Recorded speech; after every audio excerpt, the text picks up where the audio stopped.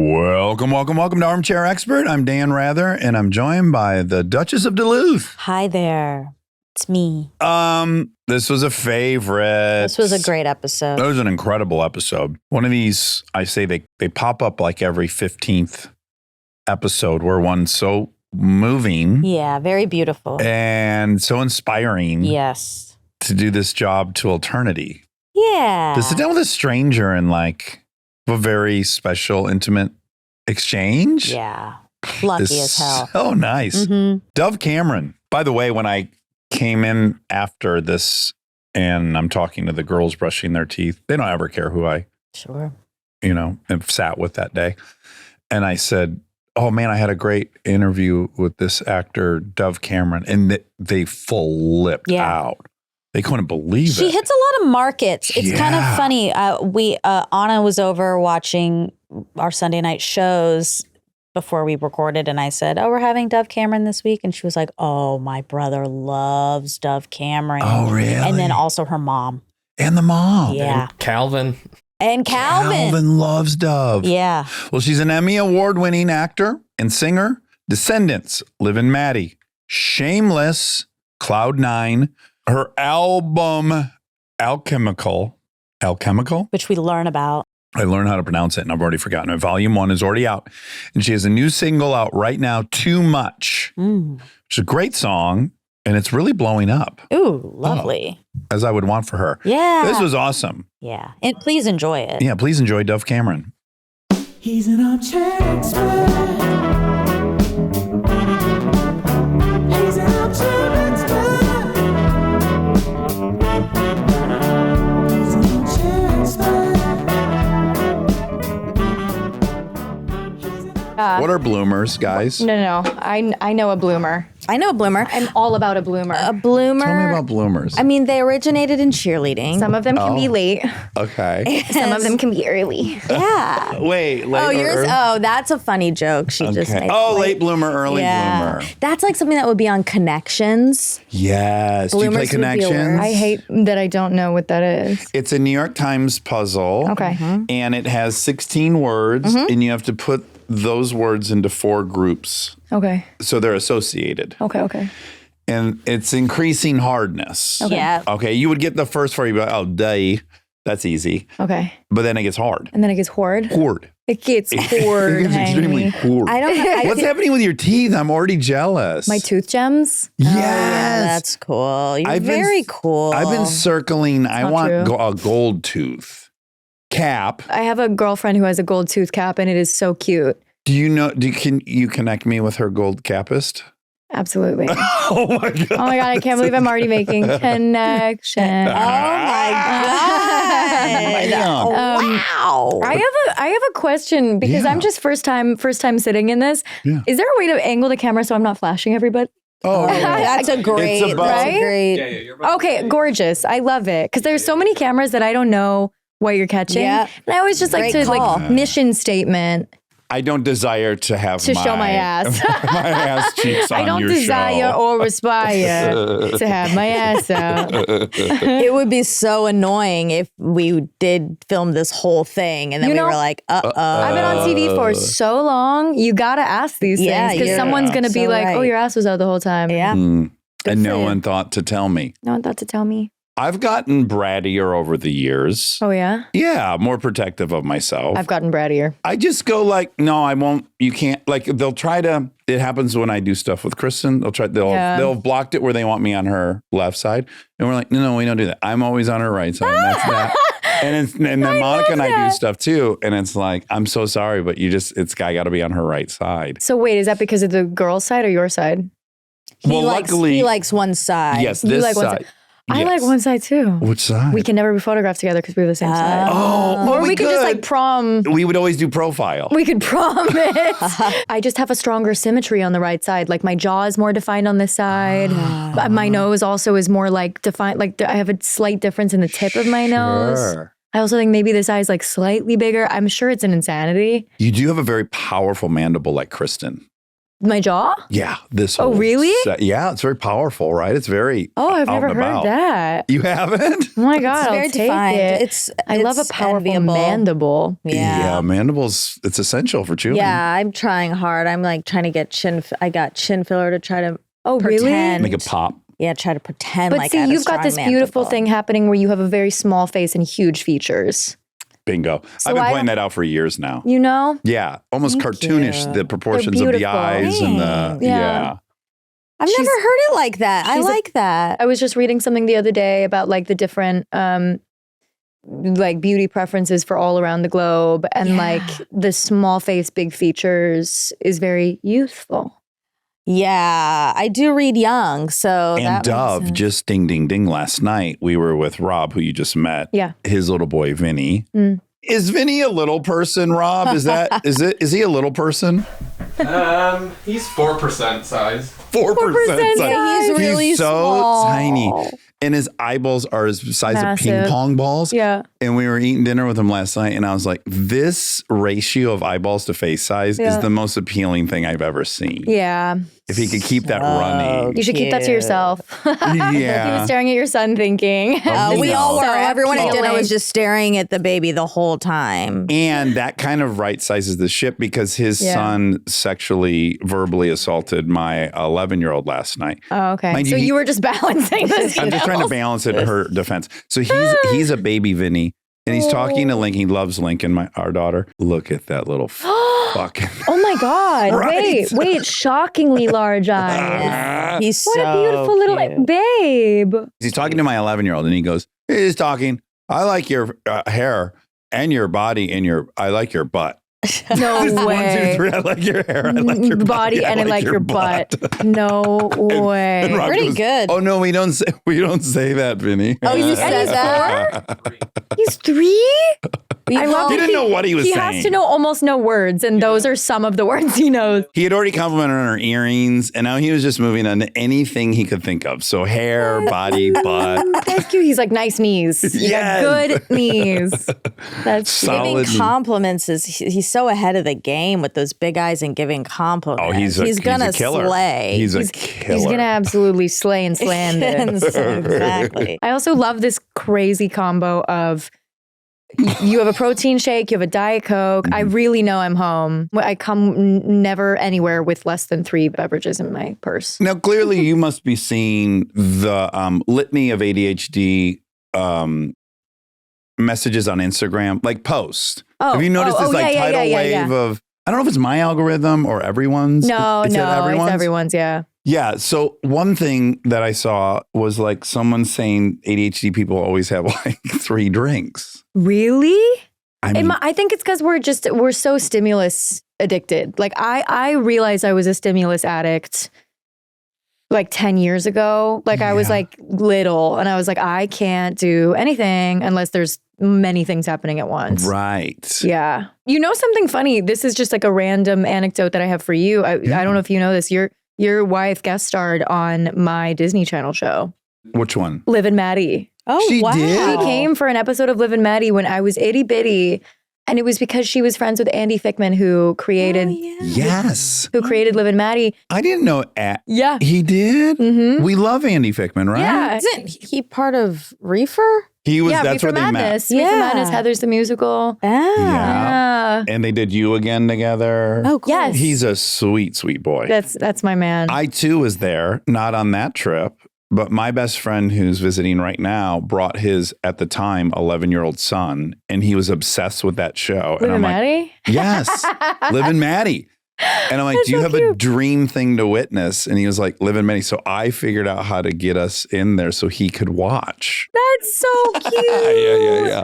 So I love have that. a little anecdotal history with you as well. I'm actually glad I didn't know that because I was like such a fan of both you and Chris. I probably would have passed out. You think so? Yeah, oh yeah. And you can be honest, probably a little bit more of a fan of Kristen. Yeah. Yeah.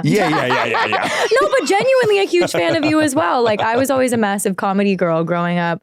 I remember you guys have a movie together that I was really obsessed with. Hit and Run? That opening scene, like when she's crying and all of that, Yeah. it's so beautiful. Thank you. Yeah, so You know, beautiful. Dax wrote that. Yes, And I do. directed it. I remember. That's our favorite thing we've ever been a part of. It's so Because it was beautiful. just our movie that we paid for, that just, we made it because we wanted to make it. And it's all my cars and it's all, it's very special. We just showed it to our daughters. And how old are your daughters? 10 and 11. Perfect. Let's talk about Washington. Okay. Because I have spent almost a decade of my life up there. Why? My ex-girlfriend of 9 years, Bree, was from Marysville, Everett, lived on the Tulalip Reservation on the Puget Sound. No way. Yeah, in your Bainbridge. Yeah. Yeah, which is an island. Uh-huh.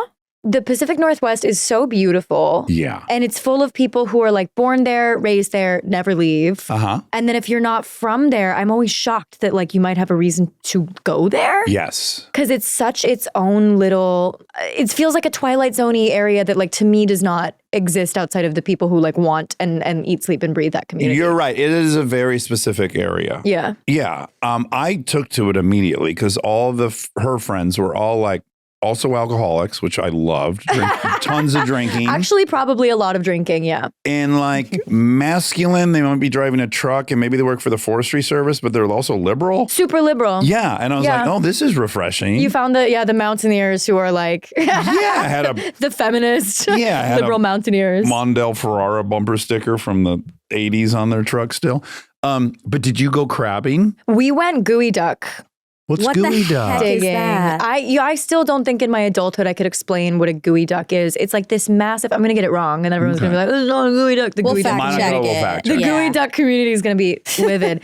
But it's this like massive, like long amorphous clam thing. Okay. I think like it's a hard shell. Okay. And inside is some animal. Eatons? Inside there's some Eatons, yeah. And you like boil the gooey ducks like and a clammy oystery. chewy? I never liked them, but Yeah, I remember it sounds horrible. It sounds disgusting.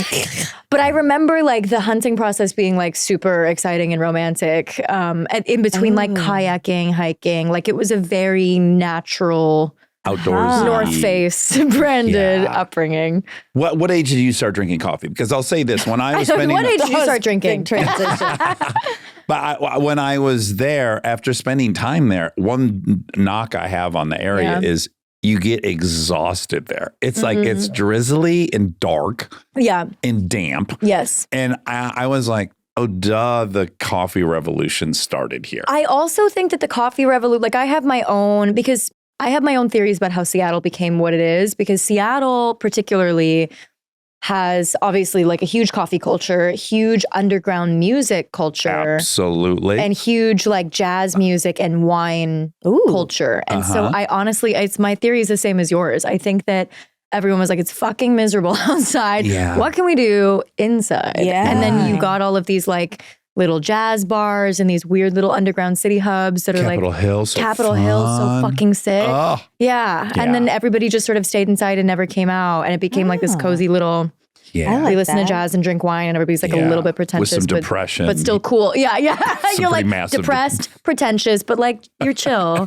You're chill about Good mix. it. Good Oh, mix. yeah. Yeah. I started drinking coffee at like 12. So that was my hunch. I don't think you could have made it to school if you weren't, because it's just too dark and drizzly. It's just disgusting outside. Yeah. I've really like lost, the rain used to be such a constant for me that it was like, you're walking in the rain. You don't put makeup on. You don't do your hair. The rain was just like You surrender to it. you surrender to the rain. And then like I lived in LA for 1 year and I went back to Seattle and I was like you lose it. You lose your tolerance. That's me in Michigan now. I'm like, oh my God, it's too cold for humans to live here. How did I ever? Yeah. Yeah. I got a second dig about Seattle. Give me the dig.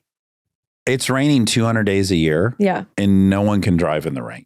Seattle people are going 30 miles an hour. It's true. On the highway when there's a little drizzle. It's true, but I also think it's because like truly they have nowhere to be. Like yeah, good point. not in a derogatory way, but in like a healthy way. In a healthy, like we're living a real human life. We're living slow and we're not like, now that I live in LA and New York and I'm really splitting my time, like the rushing and the mania of these cities, you go back to like a healthy, normal working city where it's like you go to your job, you go to the airport, you bank 3 hours. So I think that that's part of it. Like I think it's less that they cannot drive in the rain and it's more that they're like, fuck it. Yeah. Okay, so what did mom and dad do on this island for a living? So crazy enough, they didn't work on the island. They worked like as far away as they possibly could. They had a business out of India, Jaipur. The country, Yeah. India. Okay. Oh, Yeah. wow. Jaipur and New Delhi, Jodhpur, some select parts of Mumbai. And they were importers. So they had like, they would design jewelry and like certain goods. And then they had all of their suppliers in India, which is where all of the, obviously the silver, gold, all the fine gemstones, like all of the materials are in India. Right. And they had all of these houses and suppliers that they worked with. So they truly spent half of their year in Jaipur and New Delhi. Oh, Wow. really? And Yeah. were you going with them on these trips? Yeah, we would be because I have an older sister and she was like very much in high school and they were like, you can't do your homework on the road. And I was like, fuck it. Like I want to be homeschooled. I want to travel. Yeah. I don't want to do any of this. How much older is she than you? 7 years. Oh, that's a wow. hefty. That's Yeah. Monica and her brother. They unfortunately. say that that's like the only child. It is. Yeah. Yeah. Like you had two different, You're like, you both. grew up Yeah. in two different lives. Yeah, Okay, yeah. so you wouldn't go for 6 months though, would you? No, I think the longest I went was like 4 months. Wow, though. That's a long That's time. hefty. And Yeah. did you love it? Did you hate Love it? Absolutely loved it. I feel like I've spent like so many of my early brain forming, amoebas connecting Yeah. memories, brain time in India. And it was so life-changing. Like I just wouldn't change it. My dad was always also really big on like, if you ever are saving money, it's for travel. If you ever do anything, it's for travel, it's for education, it's for expanding the Right. frontal lobe. It's not a rad car. No. Like my dad thinks. Travel is always the number one like to Yeah. do. And so I was really lucky because my parents were just like, she's so small. What is she really going to fucking learn in second grade? Like, yeah, let's get her out. let's get out of smart. here. So you did Yeah. homeschool the whole time you were on that island? No, I did like a weird, I was in public school, which like on Bainbridge Island is like 20 kids, public school. I did public school from like kindergarten through second or third grade. And then I was just one of those kids that like no kid is happy in school. So it's not like I didn't like it and everybody else loved it. Yeah. But I had parents that were like, I think I was really struggling. Like I was starting to get like a little weird and internal. And my parents were like, she doesn't have peers. She's like turning a little. Were She's you getting shy, a little. or what was your? No, I was really like self-expressed and really. Were you too much for other kids? I think I was very precocious and I was too much for other kids, and I really, really wanted to be friends with other kids, but I think I was like not an easy fit for like groups of friends. Like I was really. Did you come on like a freight train? I think probably. Yeah. I think probably. I can smell it. I like it. Yeah. But you You're like, figure it you're a all out. lot, actually. No, I love it. No, I've really mellowed out over the years, but I think like as a kid, I was really, I was just really expressed, and I wanted to like love people and love them hard. Yeah. And I was also like, that's also around the age where kids start to suss out who's weird. Yep. Yes. Yes. And kids start to be like, you're doing weird things and we're not doing any of those things. In group, out group. Yeah. And I was very much in Your the level of out-group. intimacy is very uncomfortable for me at 8. Yeah. Well, and also like Which And I was also- similar to, by the way. Right. Yeah, I feel like so many of us, especially in the industry, have that story. But like was I was your stepdad hitting your mom? Yeah, right? Right on I was the like, gate. are you hellaciously traumatized? And they were like, I just want to go home and watch Nickelodeon. I was like, I don't have Nickelodeon. But I very much like also was always hanging out with my parents' friends. And so I was like trying to have, I don't know, real conversations when I was like too little to be doing that. Did you love being told you were old for Yeah. your age? Yeah. I was one of those kids that was wearing like big coats and being like, I'm just so stressed. Like I was like, I'm exhausted. Honestly, I'm exhausted. Like with my empty wine glass. Right. You modeling. wanted to have been going through something. Yeah, I wanted to be Yeah. stressed so bad. I understand. Yeah. What age did they get divorced? It's so funny because like you would think I would have the timeline of my life memorized. I 13 or 14. Okay, so does it correspond with you moving to Burbank? Was that like a result of It's kind divorce? of. So basically they Wait, we got to add before you moved to Burbank. You start acting at 8. You're doing local Seattle? theater Oh, yes, in Bainbridge, and you're already on that trajectory before we go to Burbank. Yes. Yes, just so people know. Okay. Yeah, pause. Yeah, that was kind of the only place my mom could stick me where she was like, you gotta channel the energy and you hate soccer. And I was like, let's do theater. Right. And it was this tiny, sweet little community theater where they were putting on like Les Mis teen summer, and I was like playing Little Cosette and whatever the fuck, and doing like Shakespeare summer camp and playing Lady Macbeth and all of that. And I was so into it. And then I remember, actually, funny enough, the first ever like gig I got was for Ryan Gosling's Halloween band. Oh my God. He had a Halloween band? And it is fucking incredible. It's Of course, that bastard. so good. That fucking God, what He a can do dick. he can do everything. It's so hard to like him, everything. but I can't resist. I know, but something about him, I just can't resist it. He had this crazy Halloween band called Dead Man's Bones. Yeah. Okay. Okay, Back there, Robbie. Rob. He's a dead man's bone. First time he's ever spoken today. And it's really quite good. Like it's very interesting. I still listen to it. It's very like experimental, him and his friend. But they had this like concept of having like a ghostly children's choir. Okay. So it was like my first ever gig. I got paid like who fucking knows, like $120 or something. This is why you're still in Washington. Yeah, this Yes. is, I played at like an adults only underground club. Oh, wow. Because he was there? Yeah, they came through on like a little tour, like a club tour. Oh my And they were God. casting locally. They were casting local. Whoever was managing Love that that. show had a lot on their plate. Yes. Like, we have 13 shows and you got to find a ghost choir in every city. A children's Good ghost luck. choir. Luck. Oh. Yeah. Oh. He had But big aspirations, but it worked out for Yeah. him. Yeah, and we're so proud of him. I don't know if you know this guy. His name is Ryan Gosling. I think it worked out fine. He's doing great. He's doing great. I heard on Facebook. But yeah, so that was my first ever thing, and then I was just like so convinced that I was gonna find my people in Hollywood. Like that Yeah. was more the impetus. So you were kind of driving 100%. this move to Burbank. 100%. My Okay. parents wanted absolutely nothing less for me Yes. than to be in film and television. They were like, I think it was something that they felt was kind of inevitable. And that was kind of my sales pitch. I was like, I'm going to do this when I turn 18 with or without you. Right. I would really love your support. And I would love to start before it gets much harder for me to start when all the other girls are 18. Yeah. Right. And so my parents split up. My mom moved out. I lived with her in her little apartment on Bainbridge Island. And she had just gotten her master's degree in sustainability. Okay. Which was like so badass to watch my mom do that at like, And a little ahead of the curve for her. oh yeah. Well, also Yeah. like very like Washington. Yeah. Like she was, that was when she was like, you know, talking to me about like fuel efficiency, like, you know, all these like sort of things that we now like are super common knowledge. Glass bottles are not more sustainable than plastic bottles because of the amount of, you know, resources we have to use to ship them. And it's like all these things. Yeah. It was such a cool thing for her to do once she had already like had her whole business that she Yeah. ran with my dad. When they divorced, did dad just keep going with the business and she just left the business? Yeah. I think he tried to keep the business going for a while. I think it was kind of impossible to run on his own because Okay. it was something that they did together. The business ended up like going very under a few years after. So this that. is an incredible amount to be happening at once for dad. If he's losing this Yeah. business he's had for a very long time that's stable, Yeah. and his wife who he's Yeah. had for a long time, and Yeah. then now his daughter's moving down to Burbank. Yeah, That it is a lot. was wild because like it was a truly complex transitional time in the family. Mm-hmm. And I don't know, like as an adult, I'm going to be 30 next year. And as Yeah. someone who has like retroactively studied my family dynamics ad nauseum in Yeah. therapy and in like my own existence in my brain and my life, I truly don't know if it could have gone any other way. They were always going to divorce. Like it was not a surprise. It was So you felt that when you were in the dynamic, like they are Yeah. supposed to be together. Yeah, I think I knew that from as early as you can know that. Well, there's an interesting thing at play, and Kristen and I have this too. It could go wrong. It's gone well.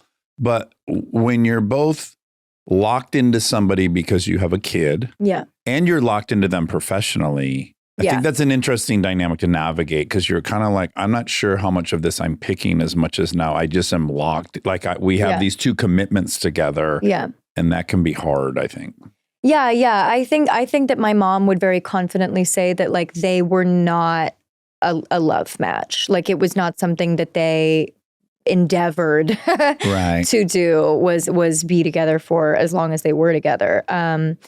And when I moved in with my mom, it was because my dad and I were having a very difficult time We had a very tenuous relationship at that point. You were 14, 13? 13, 14, yeah. Starts getting dicey around then, yeah. It starts getting dicey around there, and it was like a truly as an adult now I can look back and be like, that was fair. Like that was fair on my part to distance myself.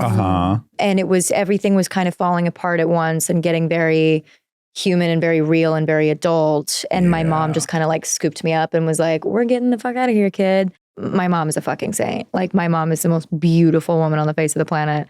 And she is so astute, so intelligent, so sensitive. And I think she was just like, and look over here. Yeah. And that was really... Did dad have some mental health stuff? Did he have depression and... Very much. Yeah. But it was more than that. It was, I'm not sure like the tone of the show. It's all the way. So deep. Yeah. My dad was severely depressed, which manifested in like a lot of violence and like emotional, mental, physical outbursts, like very kind of unsafe. And it got worse as I got older. And especially when my sister left to go to college and I was the only kid, and I was also dealing with my own like sort of transitioning into teenagehood depression. Yeah, hormones.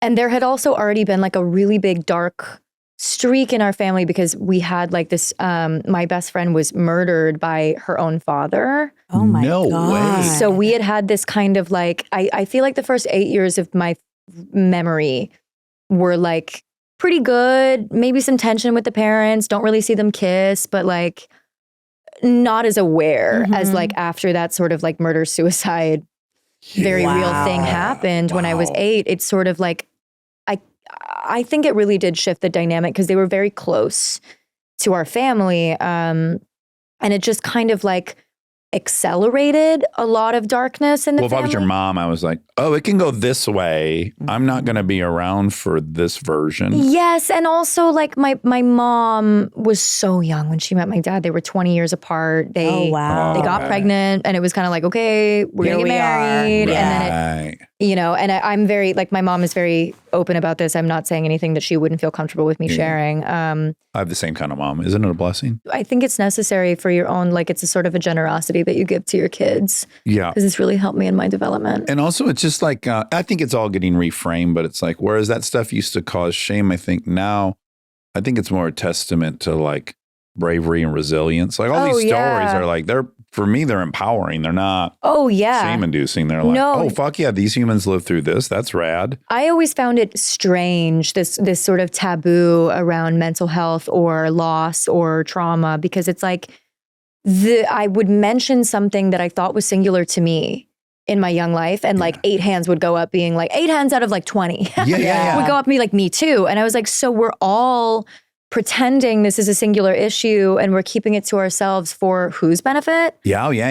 I know who. Our neighbors, exactly. I guess. Like sort of like a 1950s who are also fucked up. They got some shit going on next door. How much more helpful would it be if we could all? Yeah. You can't keep your darkness hidden indefinitely. It's untenable. It's untenable. Yeah. So you could have that goal, but it's not even going to work. But also, I think we're already doing a disservice to ourselves by calling it a darkness. Like I sort of take back my framing of that, because it's not like it's only dark in comparison to something that we've constructed that's actually not real or attainable, right? Right. Yeah, it's relative to a fantasy. Relative to this sort of cultural dream that's never existed and is super toxic. So I'm always very open. I just sort of have like a knee-jerk reaction to being like, am I being too open? Like, are you okay?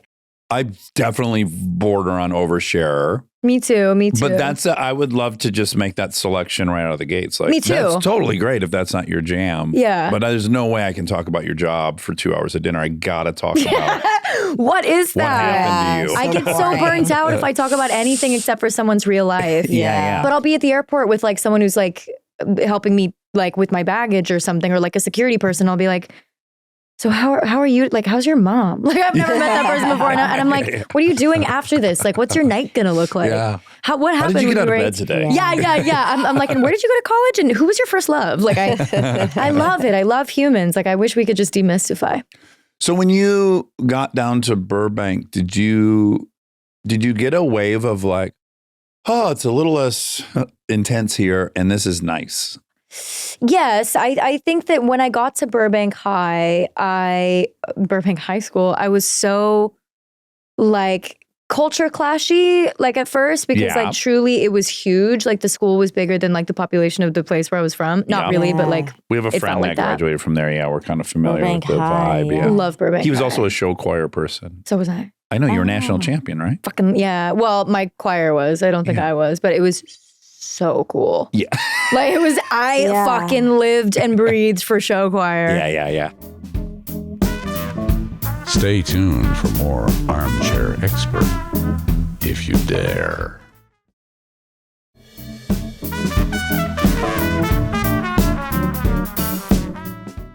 What makes it show choir? I'm a Philistine. I just know the word choir. Okay. What happens when it's a show choir? Choir is this. Okay. Show choir is like you're putting on like a 20-minute traveling like medley, mashup, dancing, Jubilee? pyrotechnics. Fun. It's super sick. So there's dancing and Costumes, voguing and costume changes. Yeah. It's like super full out yeah, it's fun. and competitive. yeah. Is Burroughs the same thing? Burroughs is the same thing, and we are rivals, baby. Okay, Burroughs is where That's our where friend our went. friend went. I'm sorry, We you're actually a misspoke. rival. Oh, I didn't realize I was In in fact, we're enemy gonna wrap this territory. Yeah, I gotta go. in fact, I feel fuck out of unloyal here. being here. I feel a little morally torn right now. It's very funny because like my absolute best friend in the world, Veronica, we met because she was in the rival show choir. Oh, fun. Because it's very Glee. This Burbank versus Burroughs is Glee. It's what Babe, it's based people were getting off their of. fucking tires slashed and shit. Like it was so nuts.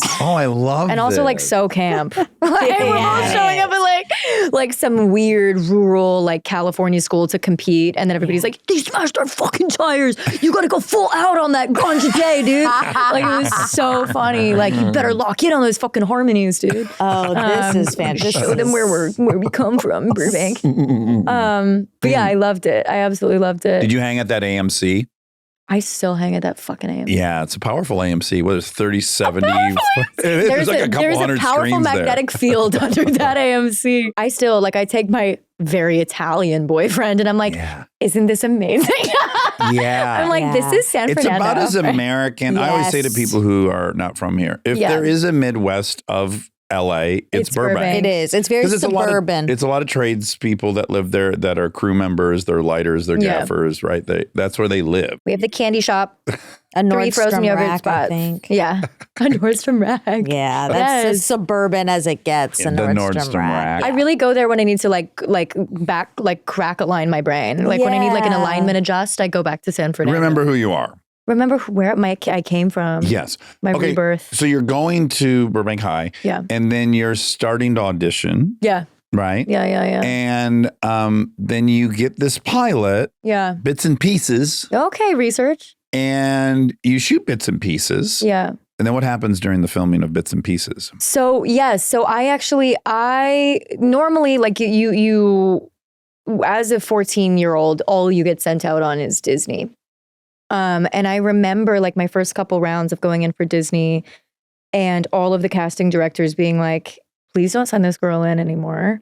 She's not funny and she's actually quite dark and she's off-putting. And I was like, well, fuck you guys. Yeah. I was like, I came here because I wanted to do dramas. Yeah, and so serious I was super acting. unshaken, right? I, at that point, was very not 14, right? Like I was not able, like they kept being like, she's not reading as young as she biologically is. And like, she's not like, she doesn't have that like thing, that sparkly thing. And I really think I wanted like to do, because actually a crazy thing, the reason that my mom felt confident enough to bring me to LA was because we got really far in the process of casting for True Grit, Coen Brothers. Oh, wow. no kidding. We got super far randomly out of like a Seattle office. Did you get to read for them? No, Yeah. no, but we got down to like the point where we'd been going in for like 3 months and they were like calling us with updates. It's down to you and 3 other girls. It's down to you and 2 other girls. And so my mom was like, oh, so my kid's not, It's out not- of her She's mind. good. Yeah. She might be able to do this. And so I really wanted to keep going out for film. And there was all of these like really exciting things happening. And like Disney was just not on my bucket list. Like Yeah. in the least ungrateful sounding way, it just was not on my bucket list. Right. You were trying to be older. We already like the compliment. We're old. We're mature. Yeah. Yeah. You're not trying to get on a kid show. You're trying to be in True Grit. And I also didn't have cable. So I like didn't have the Disney upbringing. That's interesting. Right. Yeah. I saw it at my friend's house. I knew what it was. But like Yeah. I didn't have that. We had like the basic like bunny rabbit ears. It wasn't a thing Yeah. in my house. And so I got this call. And so it was like, we stopped going out for Disney. Everything like that stopped. And then my agents got this call being like, okay, we have a Disney thing, but it's being directed by a guy who mostly does film, Andy Fickman. They developed it with like this sort of idea. It's like a sort of a breaking the fourth wall thing. It's a bunch of movie people and the script is actually really funny. Like, would you go in for it? And I loved, all of the Andy's like previous work. She's the Man and everything like that. And so I was like, a script is really funny and yeah, fuck it, like whatever, I'll go in. And I was reading for something else because one of the casting directors from Disney like famously did not like me. Mm-hmm. Famously was like, I don't like this girl. And I didn't know why, but it was like, I was reading for someone I don't else. like how she makes me feel. Yeah, exactly. And I went in and I just decided to like go full like manic balls to the wall, stupid slapstick, like over the top comedy. And I booked it. Did you, when you were doing that, did you, did it come with some discomfort? Were you like, oh, I hate who I am being right now? Or you were like, oh no, this is fun to be this too? I think I was just having so much fun because the comedies that I was raised on were like all of the like Monty Python and like Gone with the, like not Gone with the Wind. That's hilarious. You know what I'm talking about? What's Casablanca and like all those comedies. Godfather, Scarface. Shit. The Pianist. Like, the Pianist, exactly. But I'm thinking of A Mighty Wind, like all of those, like Christopher Guest and Monty Python. So like I knew stupid comedy. Yeah.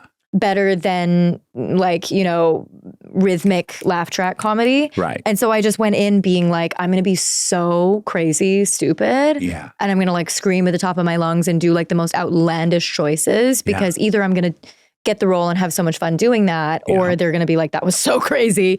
Never bring her back. And because I knew that was also like a very firm pot. And I was comfortable with that. Like I was like, I don't want to really do Disney anyway. Yeah. So we booked it. And at the time, I had so much fun. And at the time, it was a sort of a modern family setup where it was like a blended family. I was playing like the older sister who like really loved fashion. Right. And like, was like bratty and didn't want to deal with her little siblings. And then we had Joey and Tenzing who ended up playing the brothers. And then we had another younger actress who was playing my younger sister. Yes. And then we had this like very pivotal scene where we're talking in the mirror during the pilot that I guess sort of swung Disney in the direction of they had always wanted to do a twin show, but they never tried it. Right. And at that point, I had already done one Disney Channel original movie for them where I was like snowboarding and it was so crazy. And they just bet on me. We went away for like 9 months. They were like, don't work. And then one day they called me and they were like, hey, the show's picked up.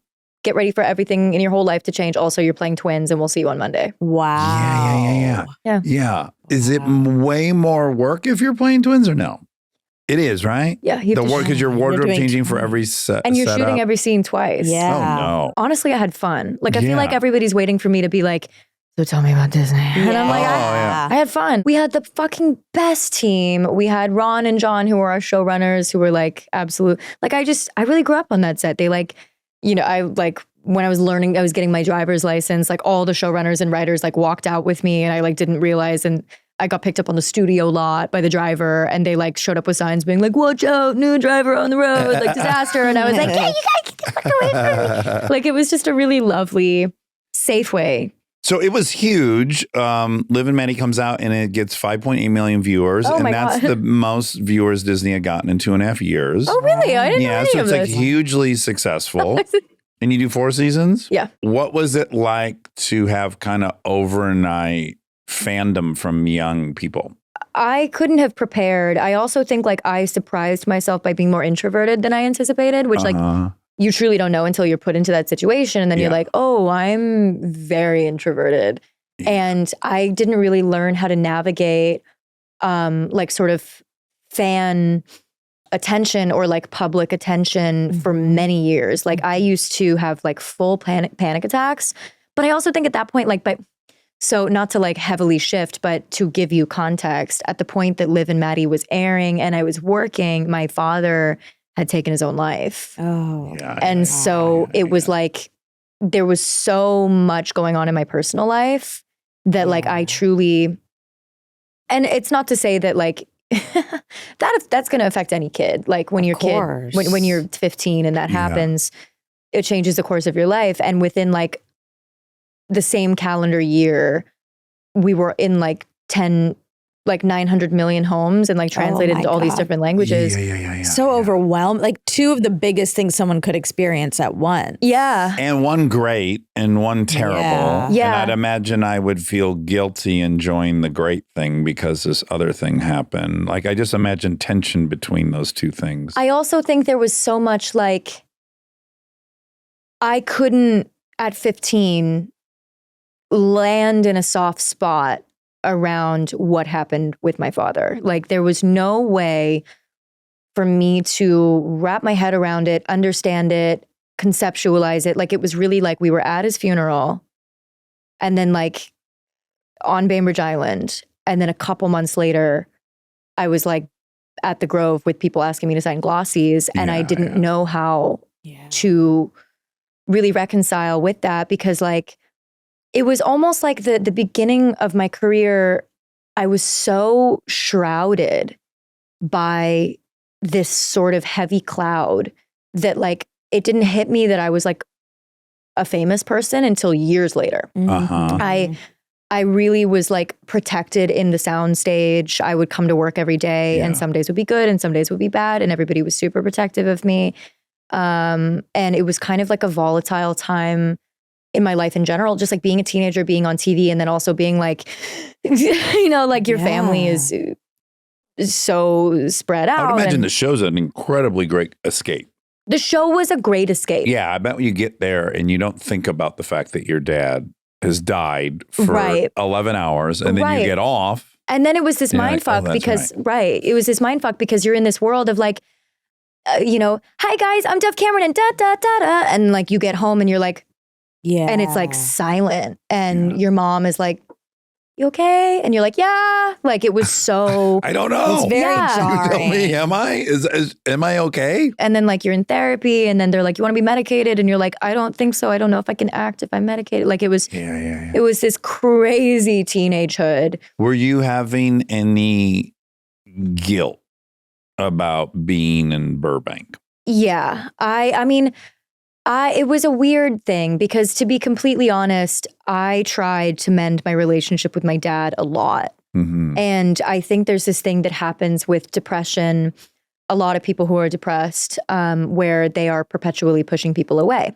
And for the entirety of like 13 and 14 and 15, I was really trying to connect with my dad. I think, you know, he was always a depressive person. Like my mom and him met and he was like, I'm super suicidal. And she was like, okay, I'm 20. We're going to try to get you out of this. You know, like, boy. Yeah. So it was always sort of there. But I really, at 13 and 14 and 15, I was really just like, I miss my dad. I know something's weird.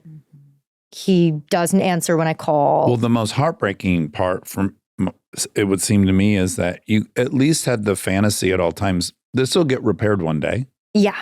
I keep trying, but one day he's going to be feeling better and I can get it repaired. Yeah.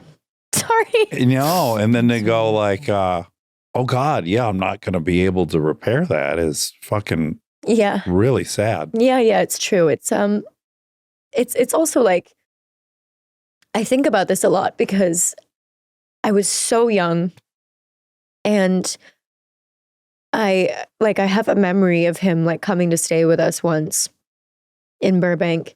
And I just remember like thinking all the color had left his face and I didn't know like he was drinking so heavily and all of that. And I remember being like young enough, like 14, he was staying on like a little blow up mattress or something in our living room. And I just came out to like he wasn't looking at me in the eye. Like it was all this stuff that I like didn't really, I thought he was mad at me. Right. Yeah. And I like came to like say goodnight or like lay down next to him or something. And cause I was still like a very young 14. Like I wasn't like mentally I was mature, but I was still like, I wasn't dating. I was very like my parents' kid and I was very insulated and like I don't know, maybe like very protected. And I remember like laying down next to him just for a second to be like cuddle time, like routine. And he like didn't really move. And I remember him being like, I think you should go to bed. And I was like, and I remember receiving that as just like such a rejection that like he didn't want to. And I didn't know what it was. Like I truly thought he was angry with me for something. And you know, when you're a kid, like you blame yourself. Of course. You really blame yourself. And so I was like, maybe I'm behaving badly or something. I didn't really get it. Or I would just feel guilty that I'm pursuing my own life.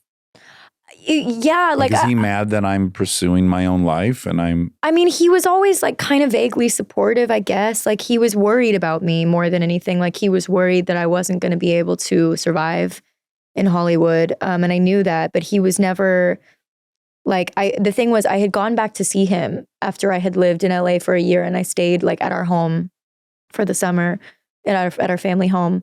And I went because I wanted to spend the summer with my dad and I wanted to see him, and we hadn't seen each other for so long. And I remember him doing everything he could to get me to not stay with him. Like he would send me to stay with my friends, and I actually he probably didn't want you to see him like that. how he was I'm existing. sure. Yeah. And I remember like he was like a famously like tight-walleted man. Like he was always like, you get $100 for clothes every year before school. Right. And if you grow out of them, that's your problem. Yeah. You go secondhand make shopping. 6 outfits out of this. Good luck. He's like, if you grow, that's your fucking problem. And then the rest, like you have a sewing machine figured out. And I was like, all right. But the summer that I stayed with him, I remember he was like just giving me money, like just cash money to get out of the house. And I was like, that's so bizarre. And I didn't really realize that he had already sort of put a plan in place where it was like, he didn't need it anymore. No, he got rid of all of the animals. He was getting rid of all of his money.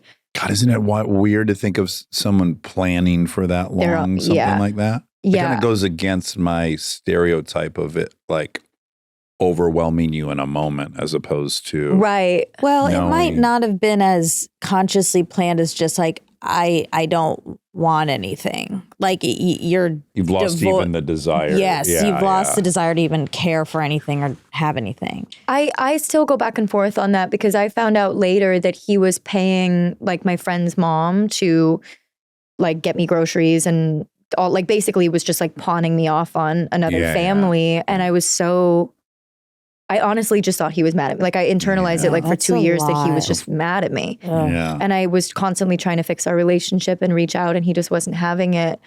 And so I don't think at the time I felt guilty for being in LA so much as like even when I was on the island still, he was not really wanting to see me. And so I was kind of like, I'm always here. I'm always wanting to connect with you. Your side of the street was clean. And I found out also that like he had attempted something really publicly, and my mom kept that from me. And that was like a big sort of turning point in like my mental health, was just being like, what do I not know is going on, you know? Right. And my mom was probably right to keep that from me. But of course, when I was like 14 or something, I was like, what the fuck? So I really didn't know what to think of it. Like he the last thing he texted me was like, I love you, Chloe. And then it was like, we got a call the next day. And it was like, yeah, it's really crazy. I honestly don't like talk about it too much. Yeah, understandably. Not because it's hard, honestly, because I do talk about it. Yeah. But I talk about it with this kind of like, here are the facts. Yeah, you can disassociate That's me, right? a little bit. Yeah. So I went into therapy for the very first time like 3 years ago or whatever it was. Oh, really? Wow. Yeah. Weirdly, since I was in recovery for so long, and I was like, well, I'm getting everything I need from there, but whatever, I did.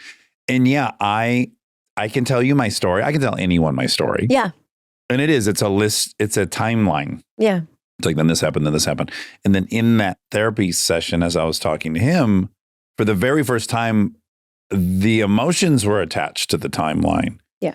And they just are not generally for me. So I can relate to like these moments where like, oh, wow, okay, the emotions are here now with the story. Yeah. Yeah. I think also it's really hard to, a lot of the time, like trauma is very sensationalized. I'm sure you know. Yeah. I've become very protective of that over the years because I used to be much more open about speaking about it. I had a friend who died very publicly in the last few years. And that was when I sort of tried to reorient a little bit my autonomy over like what spaces I share that much. Well, my therapist said to me, he's like, some stuff you can keep for yourself, not because you're hiding it out of shame, but just it's yours to keep, and you should keep it for yourself. Like having it for you in a weird way, which is a new concept. Yeah, it's sort of the opposite of what we were talking about earlier, which I was actually going to say that I think it's actually okay, not out of shame, but when we were saying like sharing is important, and of course it is, but it's okay to have things that are just yours. Yeah. And it doesn't mean like it's your secret. It's just like it's yours and you can protect Well, that's your that life if you is want. just like sliding that line back and forth. And it's like, I felt comfortable with it here, and now I feel more comfortable with it here, and it'll probably change again. Yeah. And it's fine. Yeah. And there's not a right or a wrong. It's just like, am I betraying myself? Do I regret it later? Right. You did make me cry today, though, because I was seeing the tattoo that you got. And I have little girls. No. And I say that same thing to them all the time. Really? Yeah. Oh my God, you're gonna make me cry. That's so beautiful. And I was like, oh my God, I can't. If they had to tattoo that on them at some point because something went sideways, it's just heartbreaking. What is it? What is the tattoo, if you don't mind sharing? It says, "We'll be friends forever," which is just like the sweetest. Oh my God. I say it to him like almost every time the way I go. I'm like, we're going to be best friends for your rest of your life. Rest of my life. Yeah. Yeah, unless I get a procedure, hopefully. I live for 180. You got to work on that. Maybe I can be with him the whole time. That. But yeah, I'm like, we're fucking best friends from this day to the end. Well, and that's what it should be, right? Yeah. Like I'm so like moved to hear you say that about your girls because I truly was best friends with my dad. Like, and he really he tried his best, There's probably equally sweet relationships, but I find it hard to believe there are. I just can't imagine. Then you and your girls? Between a dad and daughters. dad I and just daughter. think like, fuck. Yeah. If moms and sons are having this, and I suppose I did have that with my mom, but it's kind of like, it's inconceivable that anything could be sweeter. Yeah, I agree. Yeah. In fact, we went to see my 11-year-old sing in her choir, and it's just, she goes to an all-girls school, so it's just all these little girls up there singing. And I said to my wife, I'm like, they're the best thing we've got. Daughters. Yeah. Like on planet Earth, like of all the bells and whistles, this is it right here. Did you always want to be a dad? Yeah. Oh, Yeah. I love that. I thought it was, I thought I wanted boys. Really? I think as a guy, you just think you're going to, that's what you think. You're like, Right. I'm going to have a son. I'm going to teach him how to carve a piece of wood. I'm going to teach him how to throw a right hook. Yeah. Teach him And how to then do he's donuts in a fucking good. car. Then he's fucking good. Straight. Then he's fucking straight. And then I let him loose onto this planet. Yeah. But I'm so fucking grateful I didn't have boys. Yeah. Because I actually don't want to teach him any of that shit. Yeah. I want to like go to Taylor Swift concerts. And you want to have butterfly clips in the beard. And yeah. That's so sweet. paint my nails and dye my hair. Yeah, it's so much more fun. Okay, so back to your career. Okay. So Liv and Maddie's enormous, but then Descendants comes along. Yeah. And that's its own juggernaut. Yeah. I think Descendants was bigger than Liv and Maddie. 6.6 million views versus the first. Yeah. I don't know why these stats are killing me. Go 6.6 million. I love numbers. They don't change. They don't fucking change. Yeah. I can rely on them. So Descendants is a whole nother wave. And now there's tons of singing. Yeah. And you'd already been in choir. And I guess you start releasing music around Descendants time or before? No, after. After. I mean, it's confusing. I did so many weird things in that time. Like I had a band with my then boyfriend. Yeah. So wild. It had a weird name, a girl and a Girl in the Dreamcatcher. I did not name it. Yeah, And the I band hope was not my idea. No, the band was not my idea. Neither was the name and none of the music. Like that was something that was entirely his thing. And it's sort of like a fever dream. Like I forget all the time that ever happened. So like, I guess technically that was coming out around then, but no, I didn't sign with a label or start releasing my own shit until like, I know 2019. It was actually after we finished filming all three, I think. Okay. So I didn't really, because Disney had a label. Disney had Hollywood Records that I think was with Capitol. And that's what Out of Touch, Bloodshot Waste, and So Good are all on? No, I was never with Hollywood Records. Oh, okay. No, Okay. Hollywood Republic. I think they were with Republic. Okay. But I was never signed to them because actually I did a audition to be signed to the Disney label. And it was so funny because like, first of all, I was very nervous, but I was in like a little yellow dress and like my like short little blonde hair was in like pigtails and I was like singing covers from a boombox, like so crazy. Yeah. And their comment was, we already have so many blondes. And so they didn't sign me because they had like Olivia Holt and like a few other blondes that were on the channel at the time and they just had their blonde. They were swimming in blondes. They had their blonde quota filled.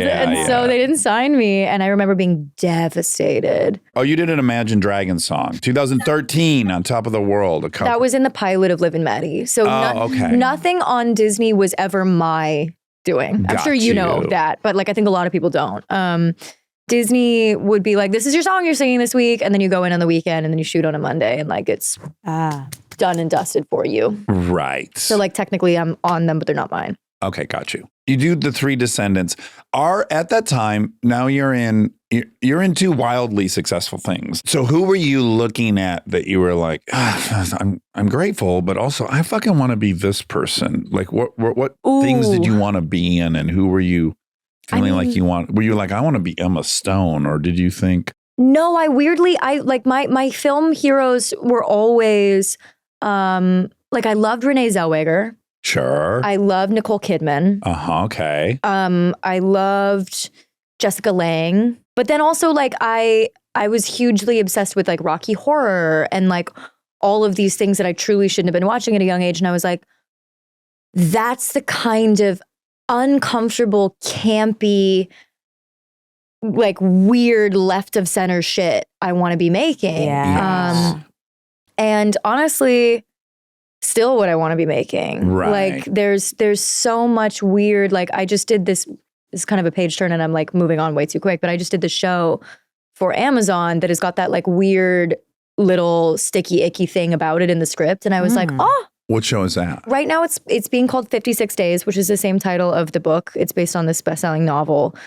Without like saying too much, because I'm sure that Amazon would like have like a helicopter land on your roof and be like, shut the fuck up. I can't compare it to anything that I just listed because it's like drastically different. Yeah.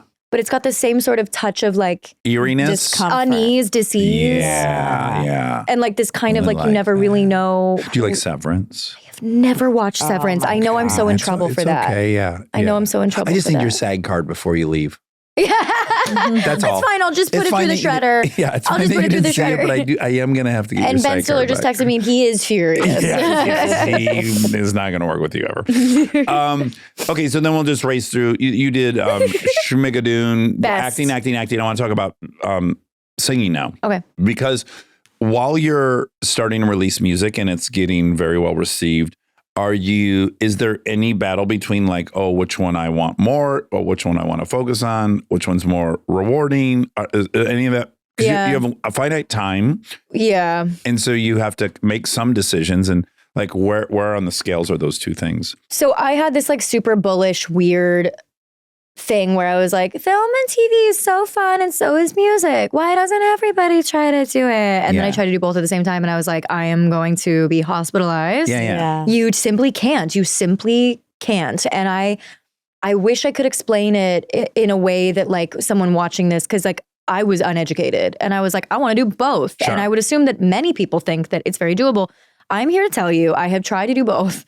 You simply can't. And it's a couple of reasons. One is that film and TV is scheduled for you. Like unless you are biggest name, top 20, Yeah. you can't be like, I love this film. I would love to shoot it in London in September after my tour. Like that's never gonna happen. Right. Yeah. So music is really more up to you, except for obviously like festivals and shows and some things like that. But like you kind of have to constantly be like the problem is that when you also have a large team who's doing music and film, the thing that ends up getting cannibalized is music. It seems the most flexible. It seems the most flexible, Yeah. but then I'm over here being like, I wrote a fucking album and it's not going to come out till when? Right. And it's like, yeah, but you should really do this show. And it's like, I absolutely would love to do the show. We're also making an album. And so Yeah. like you can't plan at all. Yeah, I guess we've seen people do both, but it's a spell of one, a spell of another. You always have to take a spell. Yeah, you don't see someone with a number one movie in America and they're on tour and a number one hit. Yeah.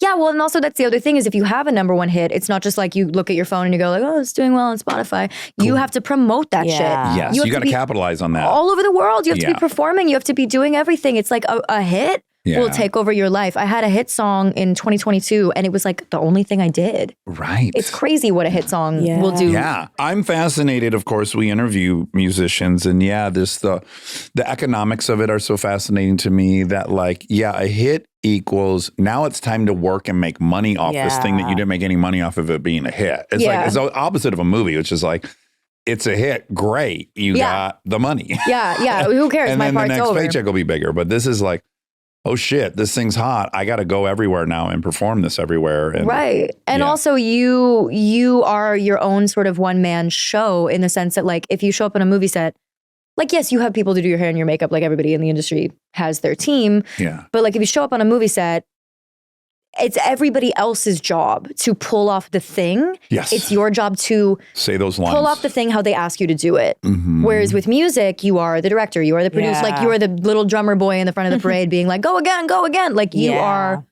your own sort of planetary system. Yes. And I really am someone who really runs everything with my music. Like I'll be sitting with a mix. Like I have an incredible team around me, but like I'm not one of those artists that's like, I trust you. Like I do trust my team, but I'm also like, let me hear it again. Let me hear it through headphones. It's got to be the exact thing that's in your mind. And I will be sitting in the studio being like, can we do like a breath here? Like I'll go in down to the final last day and I will be working on mood boards with video directors and I will be scouting people and working with tons of different, like I'm always so you're obsessive. The product in this domain, and in a movie, the movie's the product. Yeah. Stay tuned for more Armchair Expert, if you dare.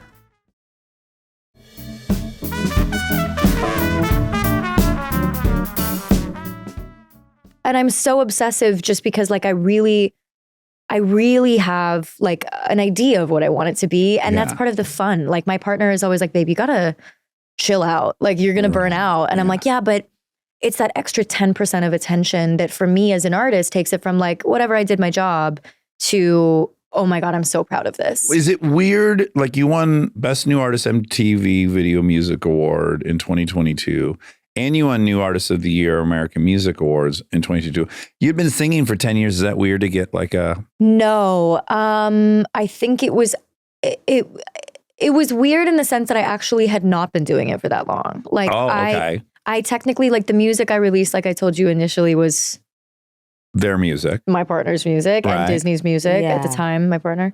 Then the music after that, it wasn't music I was entirely writing, right? Right, yeah. Because labels are very like, you came from Disney, you have a good following, like we think you should go on this record. And I would rewrite some of it, but not really all of it. And it would be like stuff that I kind of liked. Yeah. And stuff that I was kind of like, I think it just enough of your own to do it, but it wasn't your own. You didn't feel ownership of it. No, and I was extremely plagued by like, I think this is who people want me to be. And I had done that for so long on Disney that I was like, I know how to do that. I guess I'll do that. And then I was like enjoying it because it was new, but there was no onus.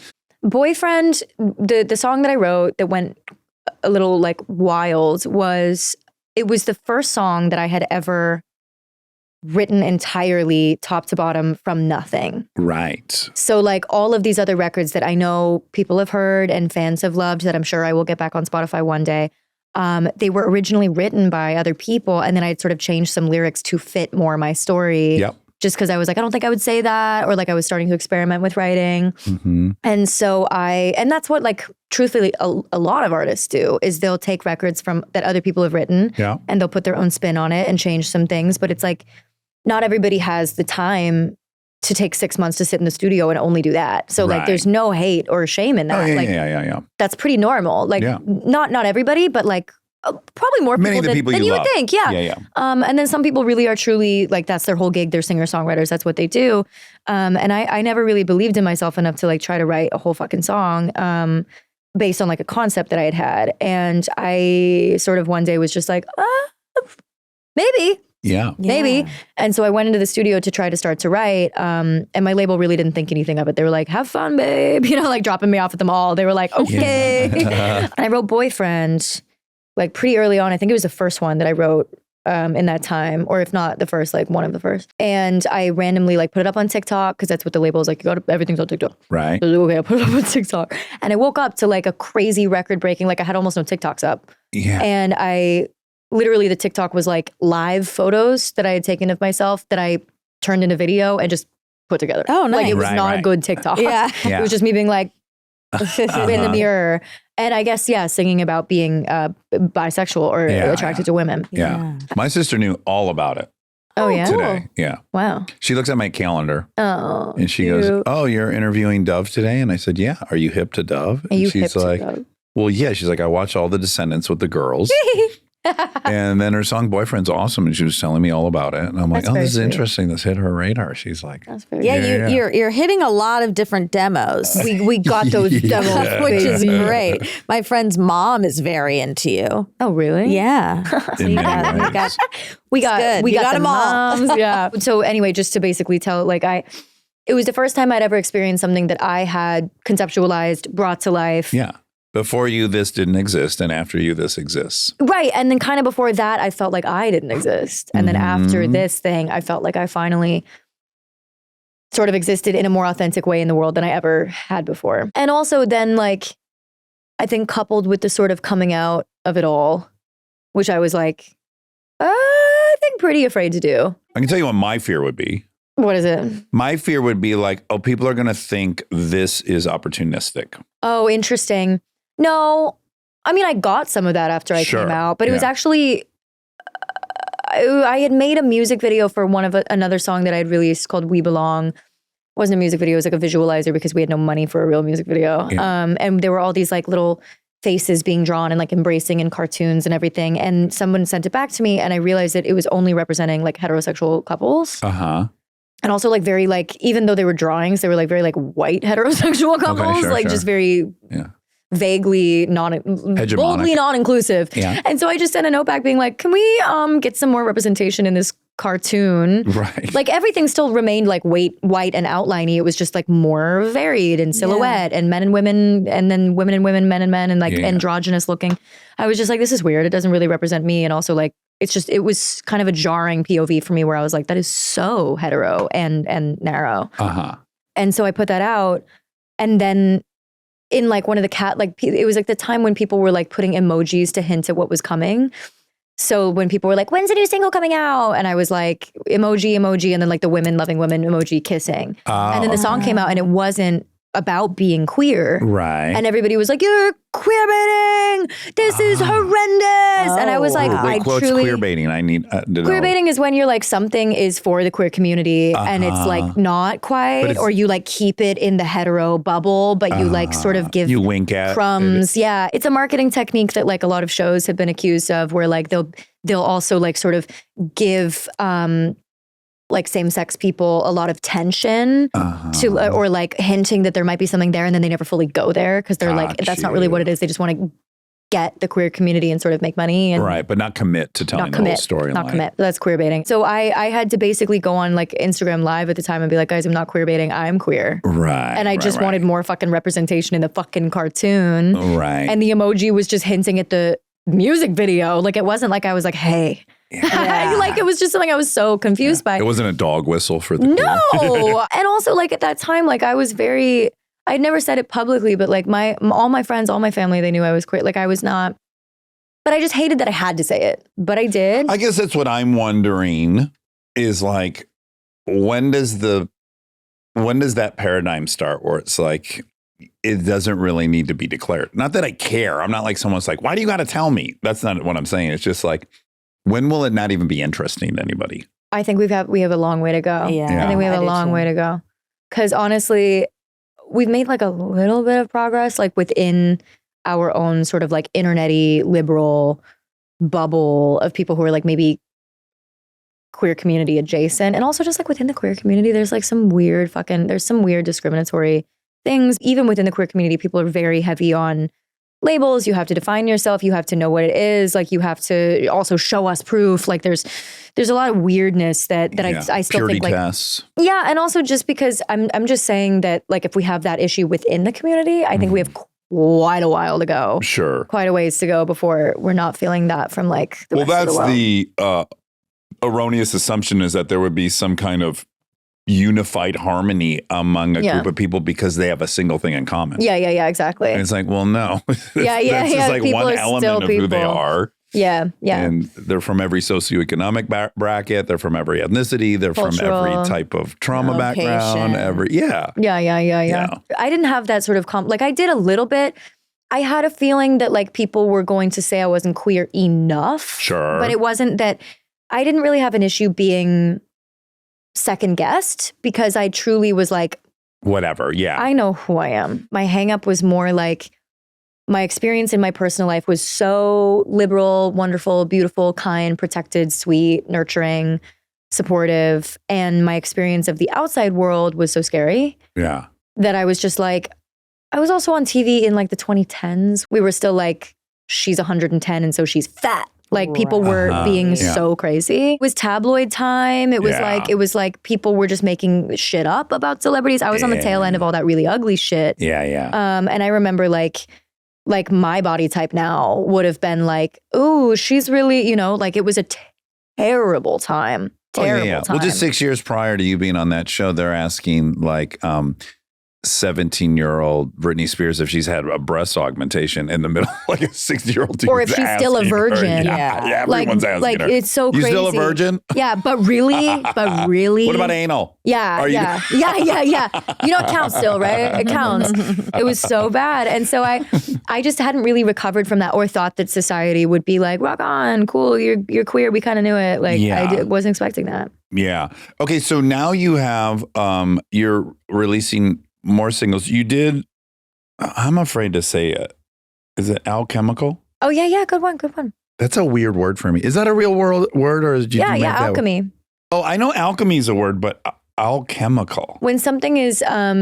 I believe you. I've never but we heard. should hear it. No, Yeah. I'm needing to prove this to you right now. Please do. I'm feeling like this space is no longer safe. Educate me. No, like, the practice of alchemy, when something is something that can transmute energy, it is alchemical. And it was volume 1. Mm-hmm. So there has to be a volume 2. You would think. Logic would follow. You painted yourself in a box there a little bit, which is No, great. but it's kind of cunty just to have alchemical volume 1. It's like, where's And then alchemical nothing. volume 2? It's like in the vault, baby. Can I make a pitch? Yeah. Do another album. Call it alchemical volume 3. No, some I completely would love different name, Yeah. volume 1. And just your thing is you call everything volume 1. That's and so then mean. maybe we'll get One to a day volume 2. Yeah. will be like volume 2. It'll be like 40 So, songs. her thing is volume 1. That's cool. It's a good I thought it was marketing. funny to do alchemical volume 1 and 3 and then just be like, where's 2? Yeah. That's like, good. you haven't heard It's it? very Taylor Yeah. Swift of you. Oh, really? Keep keeping things and then big releases. That's true. I could learn. No, so I went in to write what I thought was going to be alchemical volume 2. But this crazy thing happened. I spent 2 years basically off the face of the earth and like processing a lot of trauma. I found my dad's baby journal and that like sounds like it's nothing, but I truly had all of this storyline in my head that my dad like didn't like me, didn't love me, didn't ever see me, didn't ever know me. So I had all of this like unresolved shit, probably with men in general. Sure. I would say. Yeah. And I went through like a horrendous breakup, like just one of those like, if I could tell it, if the cameras weren't, you'd be like, no, like it just kept getting worse. Yeah. And I'm not going to talk about it, but it was like something that really truly like took me out at the knees. Yeah. I don't even know how the fuck it happened, if I'm honest. Like I went through 2 really bad long-term relationships kind of back to back that like, the first one was kind of all bad. The second one, it had its beautiful moments. And then towards the end, it was just like horrendous. And I was in this like weird situation where I was like, my friend had just passed, so I was coming off of antidepressants and I was like trapped in Canada during COVID, couldn't leave, no one could come see me. She's Louise. And then we broke up and I was like, like, cause we were Untethered. like, it was wild. Yeah. It was wild. And all the streets were shut down. And it was just like, again, the most horrendous fallout from that relationship. And so I basically think we're glossing over some things, but if I were to say like those 2 years, like sort of 2020 into 2021, I was kind of listless, and that was kind of like when I dyed my hair, came out, wrote Boyfriend, and then Boyfriend came out, and then I was like kind of listless again because I was like, I don't know what I'm doing. I don't know how to follow up this song. I didn't write anything. Yeah. And also like, I don't even know how I did it the first time. It can be a burden. Yeah. I was like, I don't even know how I did it the first time. And I also like won all these awards prematurely, which then I was like, guys, are you fucking sure? I'm a fraud. Yeah, I got basically lucky, I had and I don't know how to do this again. so much imposter syndrome. And I was like, are you fucking sure? And so then I found my dad's baby book, and I basically swore off of dating anybody, like rest of 2022 into most of 2023. And I dipped into like the deepest, darkest fucking depression. And I just fell off the face of the planet, did a lot of internal work. And everybody was like, you gave up your career, you don't give a fuck. And I was like, I can't make myself get out of bed. Yeah. We've got bigger fish to fry. Yeah, I was like, today. We'll get to it in a year. I just like, it kind of hit me all at once because my best friend was like, you have never stopped working. And I was like, yeah, but if I stop, everything's going to find me. And then it did. Yeah. It always You were does. right. Yeah. And I was like, fuck you, Veronica. You were fucking right. I don't know how I'm going to get myself out of this. And so I just like bared down, isolated myself, which is like not something I recommend, but something I definitely did on instinct. Kept myself out of trouble, stayed in my house, and then had like a lot of dark nights of the soul and just kind of like cleansed, and basically like purified myself in the craziest way. And then I met my partner.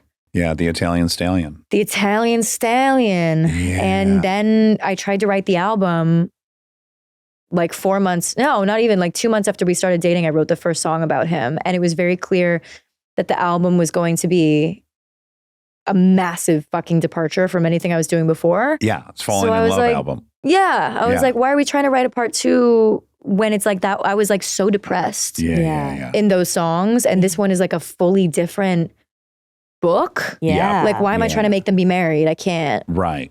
That's why you're going to release a new album called Volume 1. And then you'll get depressed again. It's life. And then I'll get depressed again. And then we got hope it scheduled. not for a while. We but got it scheduled. Yeah. I'm going to be depressed probably from November to like March, tell I your would say. people. So don't reach out.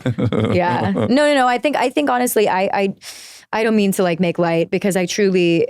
But you're having tons of success with now your happy falling in love songs. Yeah. I really didn't expect that. But I think I couldn't have written this album if I had not dropped off the face of the planet and learned a little bit more about who I was as an adult and as an individual. Yeah. And going through all the dad stuff, I mean, here's what I would hope for you. Did you come to accept, oh no, he most definitely loved me like crazy, and he most definitely had a lot of conditions that had nothing to do with me. Yeah. It's so funny because finding this baby book was really like a pivotal thing in my human evolution timeline. Like I can't overemphasize enough like what it did for me, because like that's where this came from. This came straight out of that excerpt, which was something I apparently said to him like on the changing table when I was like 2, like barely verbal, like, you know, we'll be friends forever. And he was like, hold on, and like had to date it and time it. And he was like, we really, you know, we will be friends forever and all this. But there was so much in there that was like, you know, today you learned, like you read the first word out of your newspaper. You're so smart. You know, like stuff that I never got from him when he was alive. Yeah. Stuff that like he was too sad to tell me as I was growing up. And I think just knowing that like he really did see me, like the things that he would say about me, I was so shocked were things that were still true now. Like he was like, you're so intense. You're so independent. Yeah. You're so fiery. You always stand up for yourself. Yeah. You always apologize first. You always like make sure everyone around you is okay. And I was like, how do you glean this from someone who's like 5 and under? I don't know. You must be really paying attention. Yeah, he knew you. He saw you. Yeah. Yeah. Yeah. And so I think like, God, I'm like fully crying. But I think like there was something in that. Like I had always thought that there was something wrong with me. Mm-hmm. Of course.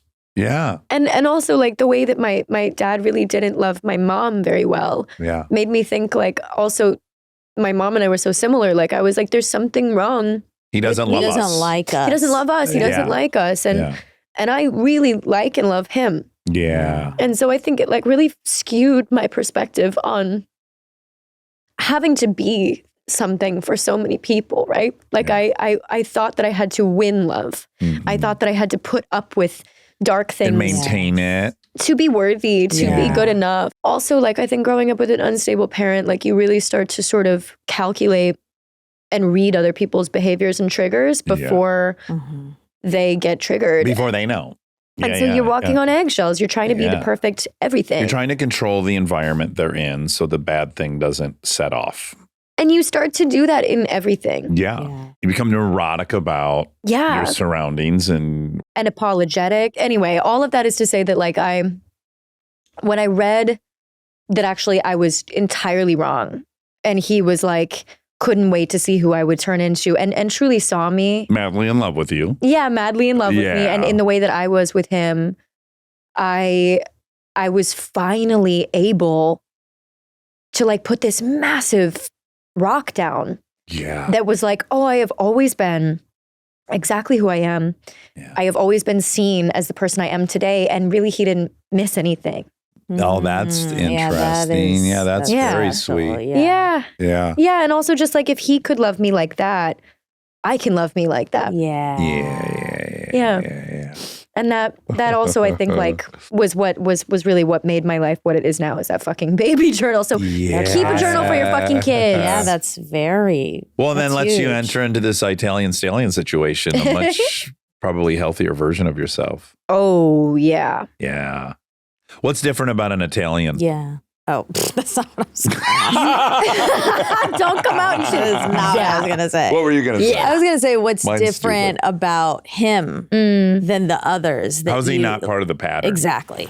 Without bringing anyone else into it, the thing that I would say I have never, my political answer, what my partner is that I have never seen firsthand is he is the most honest, beautiful, truly like off the charts intelligent, funny as fuck, kind, good-hearted person. Why did you do this to me? Sorry, I don't know how to talk about anything else. Other things after this. But both of our mascara is running at this point. But I also love this laugh like you're in pain. You're like, That's so crazy. It borders on maniacal. Oh, yeah. I'm right there with you, baby. Right there with you. Well, one thing I read that you said about him, which I thought was really neat, is that there seems to be an embrace of a dual masculinity, femininity that maybe is Italian, maybe it's just the group that you're surrounded by, but that they seem to have a great comfort in being both sides. Yeah, definitely. I mean, he's really in both of his energies, I would say. He's really masculine and feminine in like all of the most beautiful ways. But like, I don't know. I always like to say that I would have found him in any body. Like I truly think that he is the most beautiful soul. Like he's kind of shy, and so actually I think he puts out this sort of air of like unapproachability, which is really just aloof. Him. Yeah, which is really just he's introverted. Yeah. The thing that he said to me first, that then I started saying, because it's really true, is that like I was really afraid of humans at the time that I had met him. And I had really been convinced that like something was wrong with me and I was not allowed to engage with the other humans for fear of like either me inadvertently harming them or being harmed. Yeah. And I was starting to get really introverted and weird. And when I met him and when he asked me out and all of that, it was very quickly after that. Like I would say it was maybe only 3 or 4 weeks into dating that we were like crying and doing like the deep dive. And he was like, I think I really needed you to come into my life because I was starting to disappear. And I was like, that was exactly what it was for me. It was like, I needed, he's my proof that like I can be here. you know, in the most beautiful way, because I have the most incredible friends, but I've never, like, the way that he sees me is something that I've never experienced, and the way that we're best friends. And I think like that's really sort of one of the cornerstones of our relationship, is just like the way that we are so healthy for each other. Like we really are normal human beings first. It sounds like he's giving you permission to just be you. Oh, as yeah. opposed to Well, play that's the game. the other thing, is that really, actually, I guess I would say the main difference, because it's hard for me to like compare him because he's so not comparable. But the main difference I really can stand on is that he wants me to be as big and expressed and healthy and whole and off, you know, the rails, and like whoever I am, he wants me to be that at a 10. Very few guys are secure enough to let you be a supernova and not be afraid they're going to lose you. Yeah. And that was really my experience. And he really couldn't be more the opposite. Like if I'm ever like hiding in any way, he's like, what the fuck are you doing? Like he's my biggest amplifier. And that to me has just been so healing. Also just for like my inner fucking child. Oh, we like him. We like him. We love this kind of guy. We love this fucking man. Yeah, we love this guy. This guy's all right, you know? This guy's okay. Yeah. He's good. He's good. He's He's a good. good guy. He's a bikini. What the fuck is a bikini? My best friend Aaron and I, as we all at times talk like mafioso. And we just thought, like, what if one of the family's last name was Bikini? But they had to sell it. It's like, don't worry, he's with us. He's Bikini. He's bikini. It's just funny to say the word bikini like It's it's just tough. so like, yeah, like you're tough. This guy's fucking Bikini. He's fucking bikini. No, you don't want to fucking do that. Guy's Bikini. Oh, you don't want to fucking go over there. It's the whole family bikinis, all right? Exactly. This place is full. The whole block is fucking bikinis. You don't even go over there. The guy parking your car, bikini. Bikinis. The guy serving your dish, bikini. They're everywhere. Watch your mouth. So stupid. I want to make sure I'm plugging the right things. Too much. Too much. You said it first, yeah. Okay, too You got much.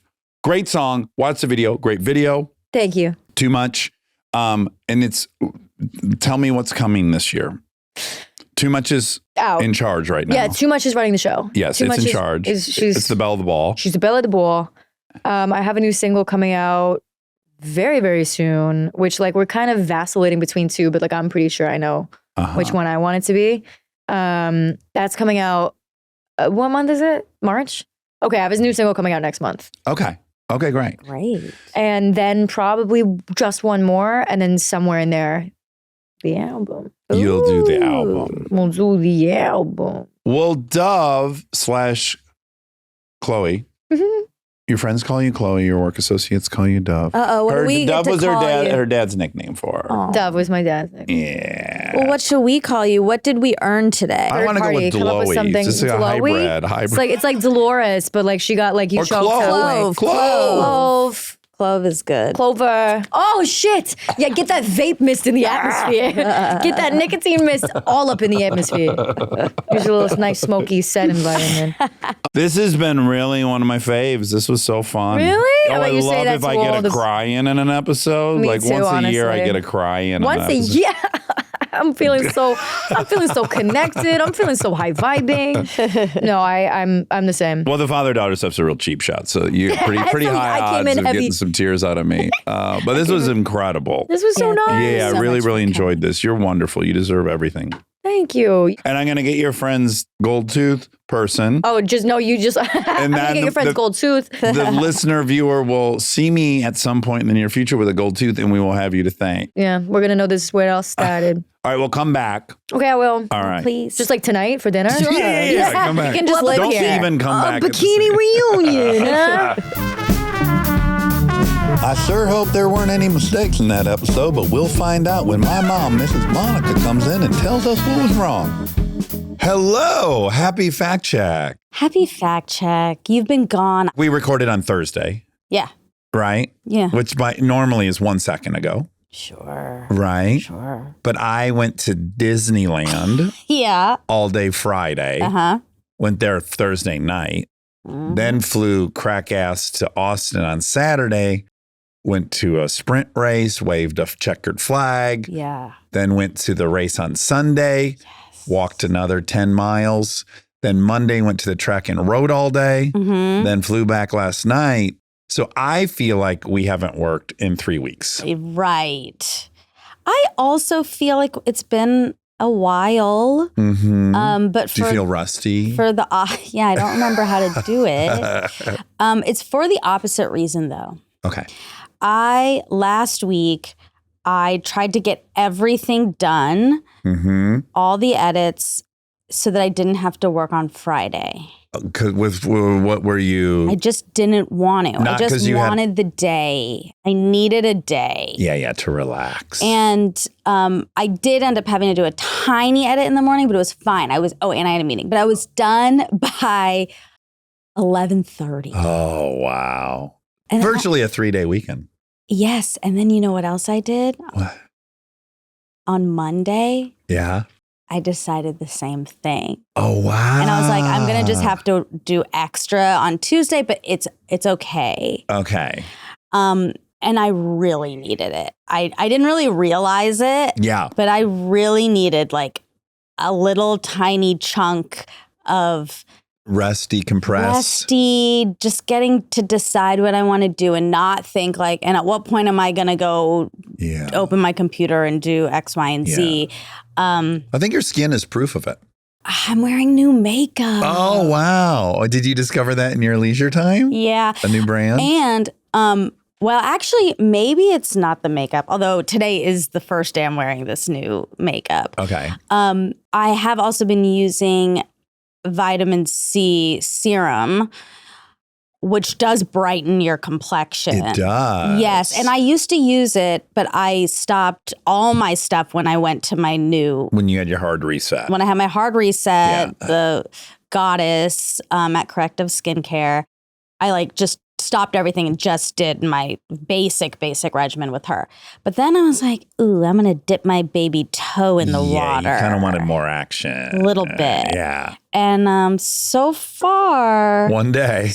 No, I've done vitamin C for like a week. Oh, okay. Did you tell her you were going to? No, but she's cool.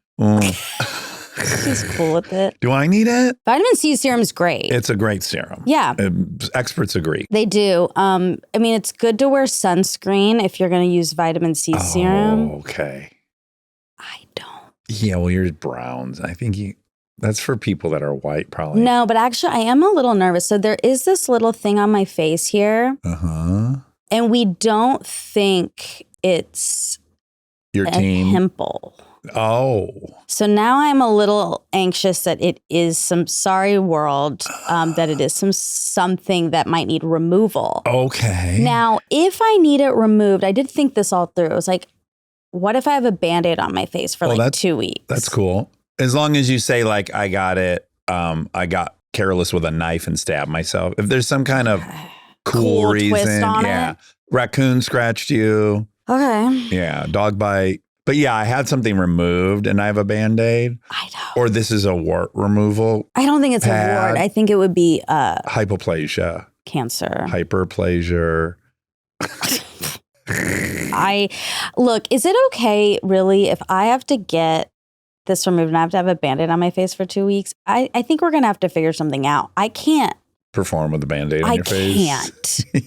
I can't even perform in life. I'll have to be in my room for 2 weeks. And you don't want to ruin one of your trips, because I was going to say you could have it done right before spring break. But you don't I really want to go. You just got to do what Sia does. Oh, get a haircut wear something that covers over your my face. face. Or your haircut. Okay. Like a wig, but it's in front of my face. Yeah. Well, I don't think you would need to supplement your hair. Well, that'd you be have kind plenty to pull it in front of your Band-Aid. like this? What was it do the like a time hat. you did pull your hair as much as you could? Because you had a front? chemical peel. Oh, yeah. Remember? And then we had a hot guest. Yes. Oh, it was Chris Pine, right? Yes. Yeah. Oh my God, that's right.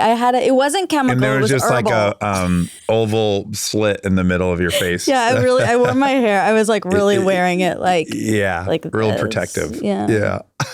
I guess Like Cousin fine. It. I guess I'll do that if I have a Band-Aid. Okay. Maybe. I don't know. Oh, speaking of big revelation since the last time we spoke.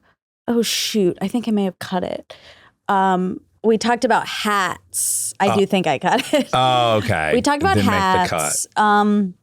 Because I don't wear hats ever. Right. But since we talked about it, I've worn a baseball hat twice. You haven't. How do you like? How's it going? Okay.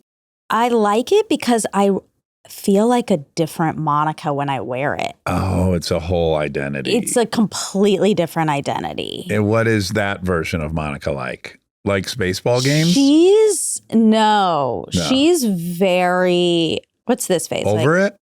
Oh, she's over it. No, it's not so much over it as like, I'm just so chill. By the way, the look you just gave, a woman gave me in a restaurant on Monday night. Why? I was walking from the bathroom and I like caught eyes with this woman and this man. Mm-hmm. And like, she was just like looking at me straight. And I was just kind of looking at her back straight. And then all of a sudden she went, like gave me a real weird eye roll. And I was like, that was weird. What were you wearing? Black t-shirt and jeans. Yeah. And was it a fancy place? Oh, no. It's it was great. It's Mediterranean. It's right under the Soho House. It was very Oh, I love that place. Do you know that place? It's got like Yes. 3 letters. Yes. R-A-B or R-I-P. It's not it. I think there's an A in it. A-R-B or It had really good. Okay, that's the place that Erica, Jess, Laura, and I fled to when we got kicked out of Barton Springs. Oh, ABBA. really? ABBA Austin. ABBA? Yeah. ABA? Yep. Okay. ABA. ABA. Always be achieving. aiding. Always be aiding. Yeah, we went there. Yeah, big, huge tree outside. Yeah, gorgeous. So cute and tasty as hell. Yes, and then a very funny thing happened, which was I hung out with my friends Amy and Rory the whole time. Rory and I went to both races together. And what's so nice is he lends me one of his cars while I'm in town. He did the and last it's time we were very nice there. car. Yes, when we were there for Unboxed, he also lent it to me. And I find that to be one of the most touching things imaginable, just because I'm super into cars. Yeah. And I do not like loaning my cars out. Yes. And it's a very, very nice car. Very nice. It's a Bentley Speed. And I It's was crazy. Like it's a car I wouldn't personally loan out.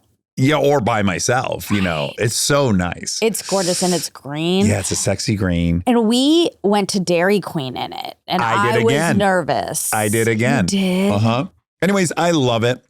I feel so fancy driving around Austin in it. Mm-hmm. And it really touches me. So we went out to eat on Saturday with his dad and his stepmom and Angie.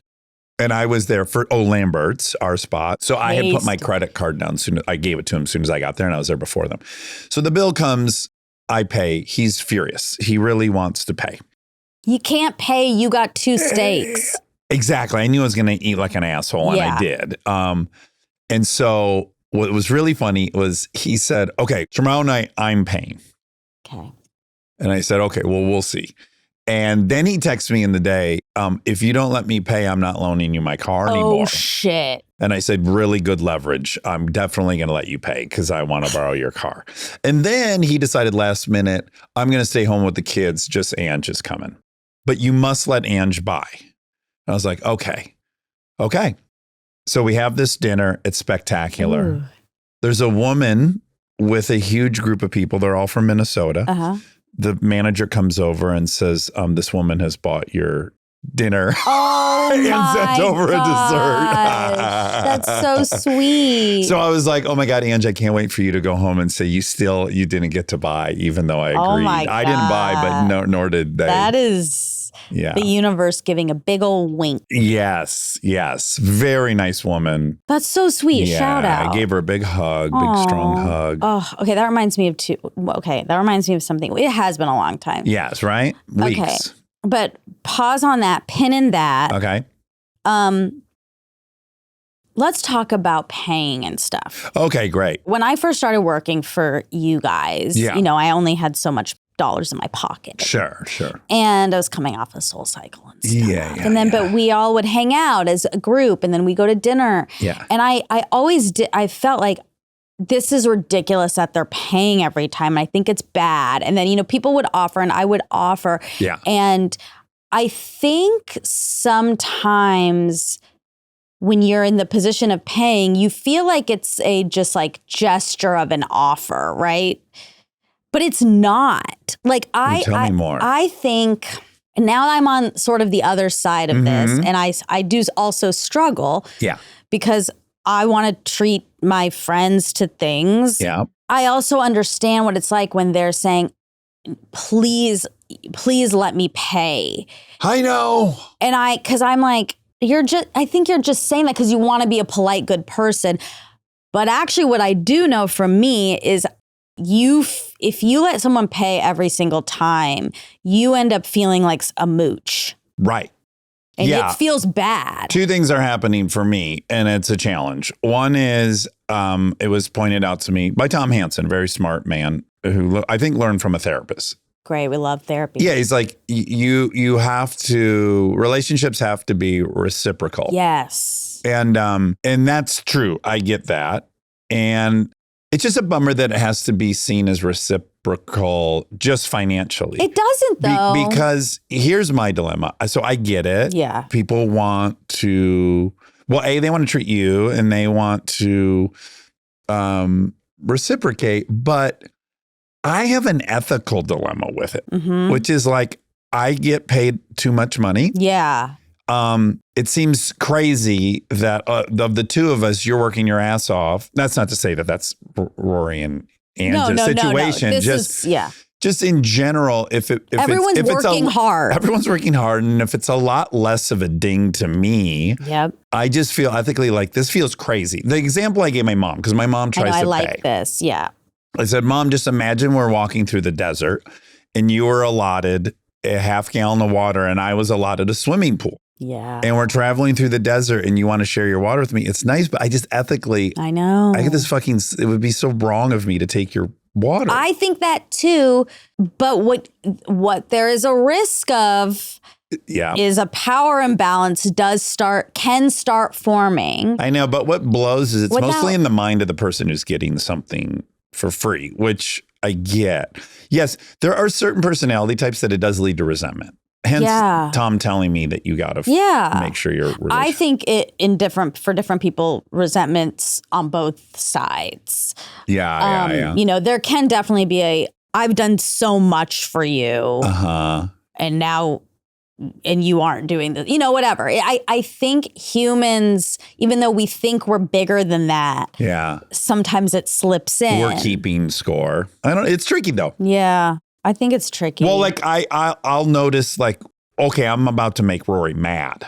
Like you want to feel equal to anyone in a relationship, friendship, anything, And so if one person, again, it's tricky because I feel the same as you. I'm like, I am happy to pay because I also don't contribute in many other ways that these other people are contributing. So to me, it's all equal. But there is something about finances for people that make everyone go bonkers. Yes. I have a friend who does well, but also has times of not being, struggling a little bit. Yeah. And she is actually like, if we're out to dinner, she'll definitely offer, and I'm like, no. And she will just say, thank you. I really appreciate it. Yeah. Because she also understands, like, we just spent this dinner talking about how rough struggle. Yeah. Yeah, that would be kind of crazy for me to be like, okay, we'll split it in half now. Yeah. Yeah, it's just tricks. But money makes relationships complicated. Yeah. It really does. I hate that, but I think it's real. I know what you'd like to go is like, oh, we're kind of like a group. One of us got this thing. I'm going to share it. But it is complicated. Yeah. And I'm trying to think, when I was on the other end of it, I wasn't resentful, but I was judgmental. What do you mean? Like when I was broke, and maybe where I'd experience it with is my brother would pay for everything, which was so nice. Yeah. And he took me on vacations. And that's nice. Yeah, it was super nice. And it was a nice luxury in those 8 years of being broke. But because I coveted money so much and I didn't have it, I would be like, God, they're so wasteful. Like the way they order food, so much stuff goes uneaten. That's interesting. Yeah, so I was like often judgmental, which I regret. Because now, surely, if you were witnessing me, you would easily say that. Anyone would. Like my thing is, I'll order too much food for if people are over or whatever. Yeah, yeah. I act just like my brother does. Right. So I have to think. Yeah, some people are like probably maybe fine with it and appreciative, and also judgmental, and that's fair because I was. Huh. Yeah. It's all based on our like baggage. I remember walking to my brother's garage and he had so many snowmobiles. And I was like, what the fuck does he need all these snow? He can only ride one. And he's like, they're not fun unless I can have friends come ride. And my friends don't own them. Yeah. And I look at my garage and I'm like, yeah, there's 3 motorcycles I don't need. But when Aaron's here, we ride together or, they're only fun if I can. Maybe you should apologize to him. Maybe I should. That's a good idea. Yeah. But I don't know if he knew I was, I guess.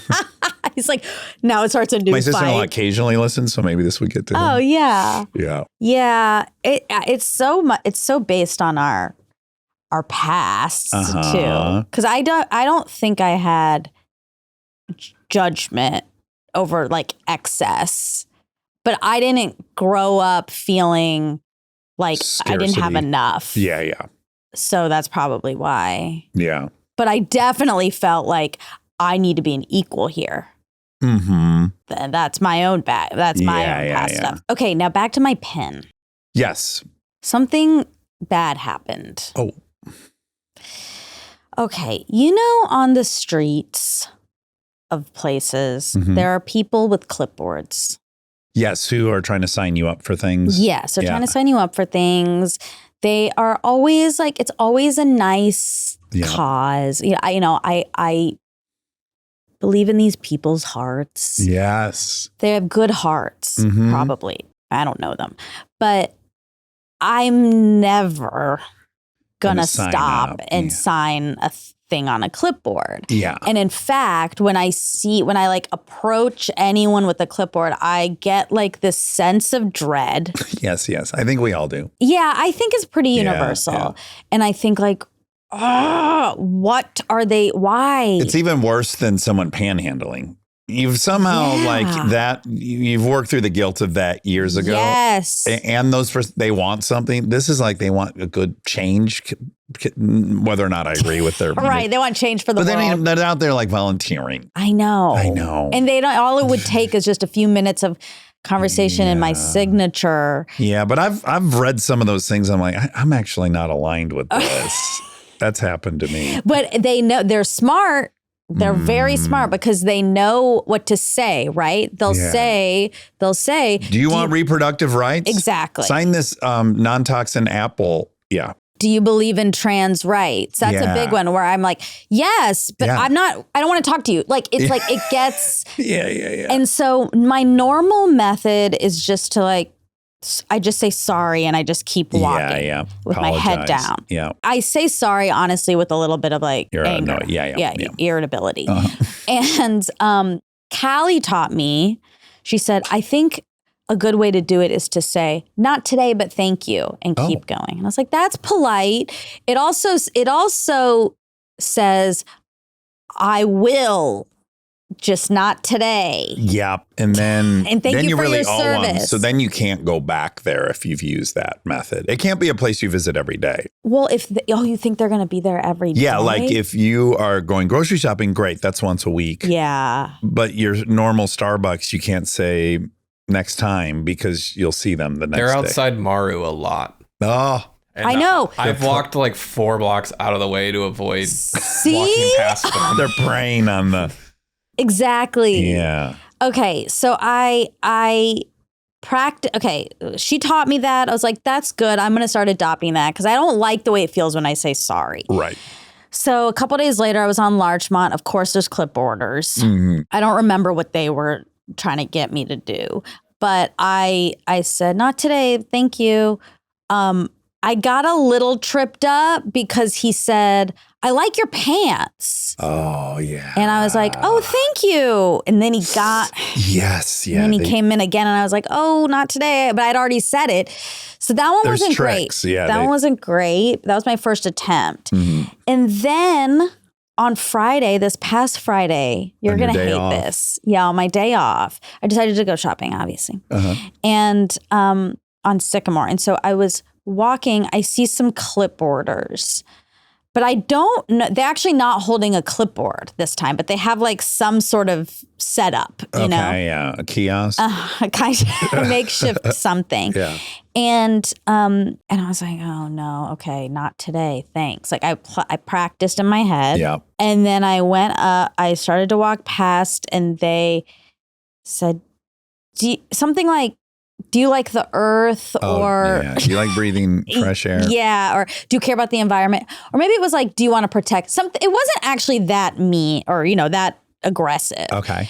And I said, no, not today. No. And then I got anxious. And so then I started walking really fast. And then the woman, it was a woman and a man. And the woman said, are you?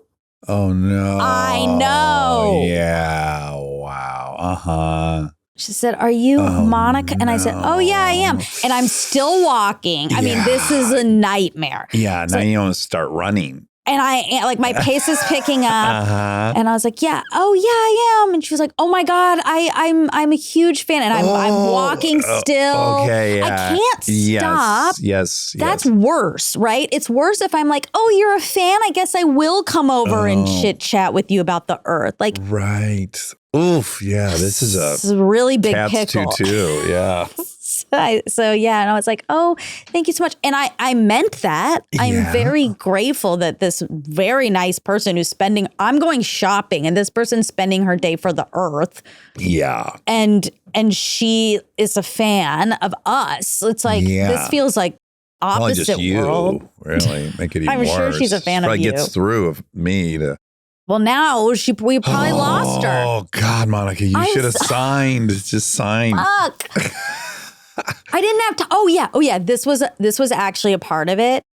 I had parked on the street where it was going to start towing in 40 minutes. Oh, okay. So you got a time clock. I was on a clock and I hadn't even gotten to the store yet. Oh, yeah. You didn't have time to get political or you didn't have time to be an activist that day. I didn't. Yeah. It was a shopping day. It was my free day. Stay tuned for more Armchair Expert, if you dare.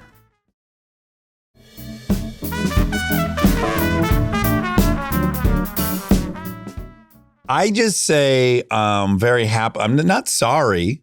Right. I just go, oh, no, thanks. Like literally outside of Skylight Books, they say, do you care about the children in Palestine? Oh, boy. It's so like saying no, thank you. Yeah. You've said no. It feels like bad energy. Yeah, right. And that's why I just say sorry. I'm so sorry.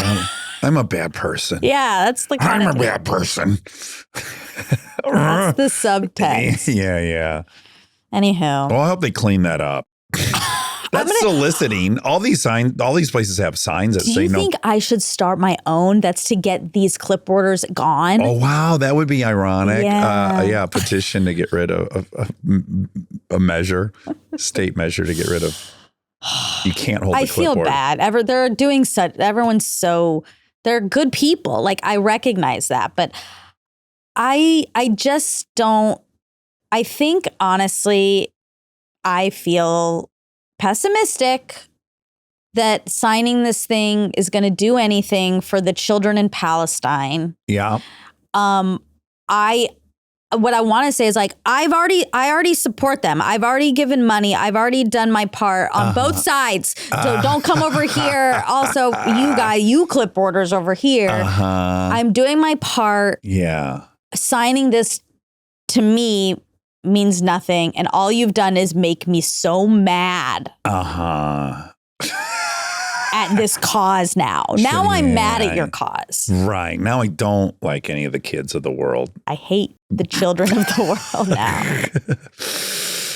I'm glad I'm not getting that much clipboard traffic, thank goodness. You don't walk very much. It does make me remember, though, in the airport back when you could go through security without a plane ticket, pre 9/11. Yeah. There were all kinds of people working the airport. And there is a whole legion of people that come up and they would hand you a little piece of paper. And look at it. Maybe it was lightly like a present, like it was a tiny little Ew. trinket. And then you'd open up and it would say like, I'm deaf and mute. They used to work at LAX hard. And I remember being like, maybe Chris and I there, and like someone's coming up with a little trinket. And I'm like, don't take the trinket. Don't. Yeah. Obviously, because that she one did. feels like also you're going to get a hex or a, what do you call it? Exactly. If you A don't- spell on you. You might get a spell on you if you take the trinket, Yes. you've touched it, and then you don't give them money. I know. Yeah. Is that our generation? We like saw some movie or something that taught us about spells or something. Slimmer or something.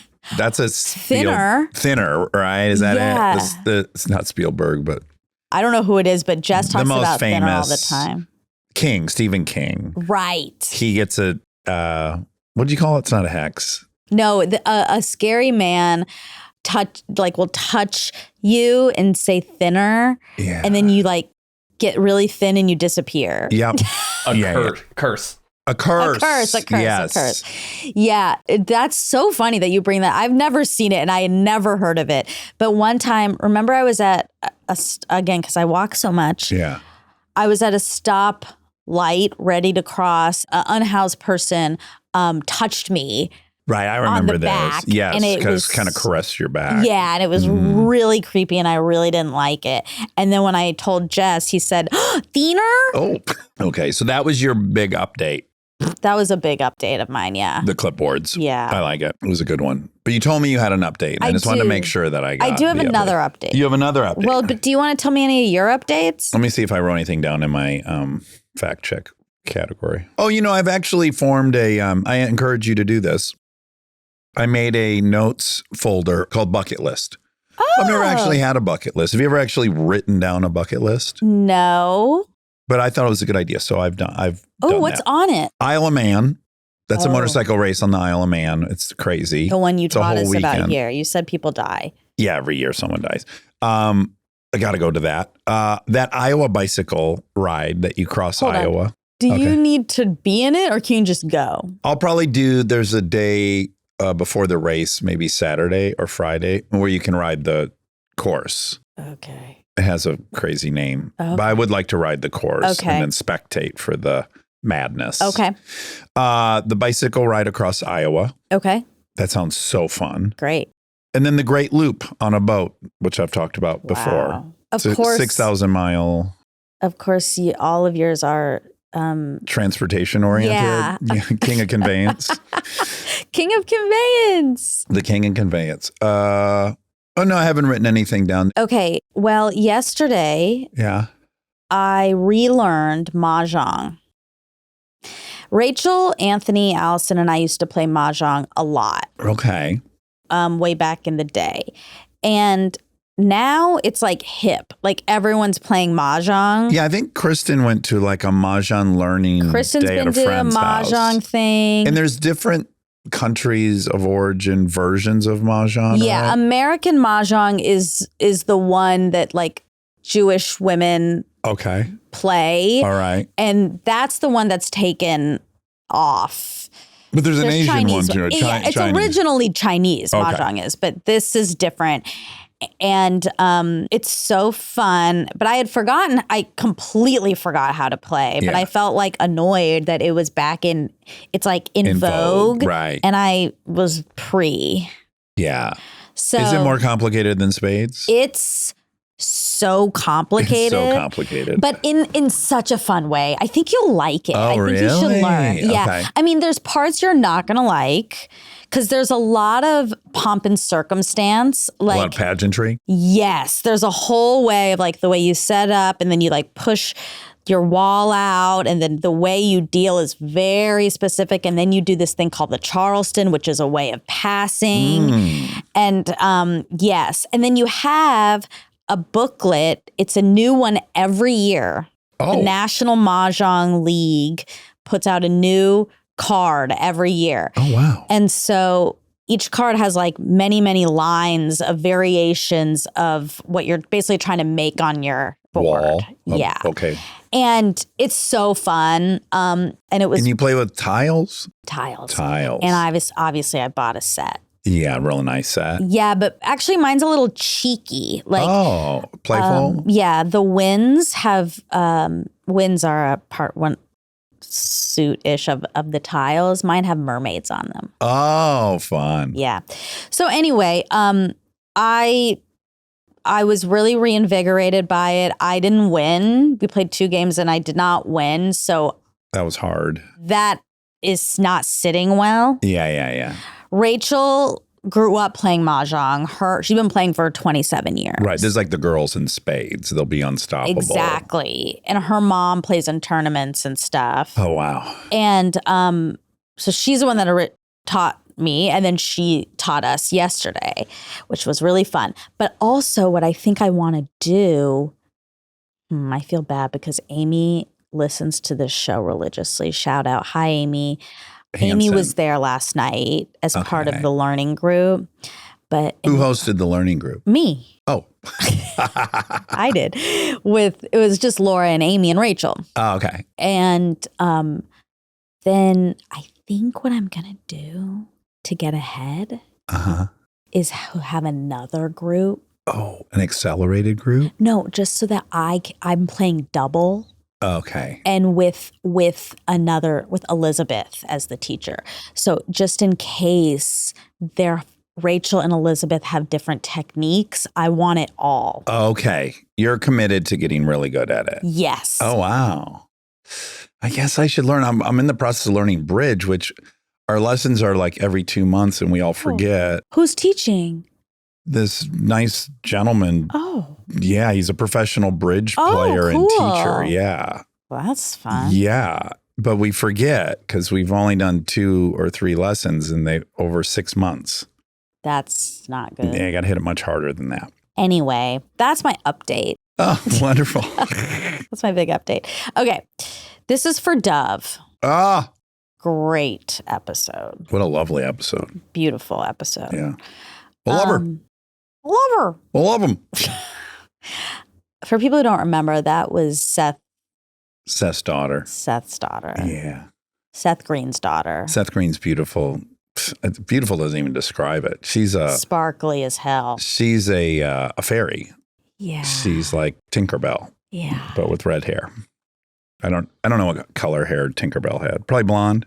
Probably. They like to put those sprites and those fairies, make them blonde, Exactly. perpetuate. That blondes have more fun because they're fairies. They make wishes and dreams come true. Ugh. Okay. Bloomers. Bloomers. Where do they originate? The bloomer, the Turkish dress, the American dress. Oh, this is kind of a ding ding ding to mahjong. It is, Multiple yeah. locations. Or simply a reform dress are divided women's garments for the lower body. They were developed in the 19th century as a healthful and comfortable alternative to the heavy, constricting dresses worn by American women. They take their name from their best-known advocate, the women's rights activist Amelia Bloomer. Now, is it just a skirt or there's pants in it? There's legs. There's legs. There's legs. It's like not a a skirt. bloomer is like, Shorts? yeah. Okay. The name bloomers was derogatory and was not used by the women who wore them, who referred to their clothes as the reform costume or the American dress. The bloomer costume caught on among some white middle-class women who sought, quote, dress reform as an integral part of the fight for women's equality in the mid-1800s. So that's cool. My thing would be back then you didn't have washing machines. You're still hand washing everything. Mm-hmm. The notion of splitting up the dress into 2 pieces sounds smart because what if the top got dirty but not the bottom or vice versa? Interesting. You sat in a little something, you could just wash the bottom, Yeah, but the top remained clean.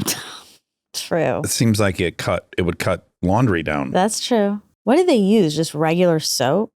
Lye, Ew. I think, Oh my God. which is also what you can decompose a body with. Ugh. Okay. Yeah, you put a body in a barrel. Don't you teach pack it people full how of to lye, do that. Don't teach. and then you open it up in a couple hours and it's just Jell-O. Ew. No, I don't know what it is. Oh but- my God. Ugh. That was so, I saw it. I saw it. You saw. A Jell-O body. Oh, yeah. Okay. Does having lots of drinks around you mean you have ADHD? No, not necessarily. It doesn't. It could be the result of many things: a busy lifestyle, forgetfulness unrelated to ADHD, or simply a preference for having multiple options available. Okay, the gooey duck, which she brought up, they gooey duck hunt or whatever, gather. Rob, can you bring up the pic? It's a wild looking, disgusting clam. Would you eat it? No. Having seen a photo? No. And I like seafood, but Not this seafood. Native to the coastal waters of the eastern North Pacific Ocean, from Alaska to Baja, California. Teeming with. Oh my God.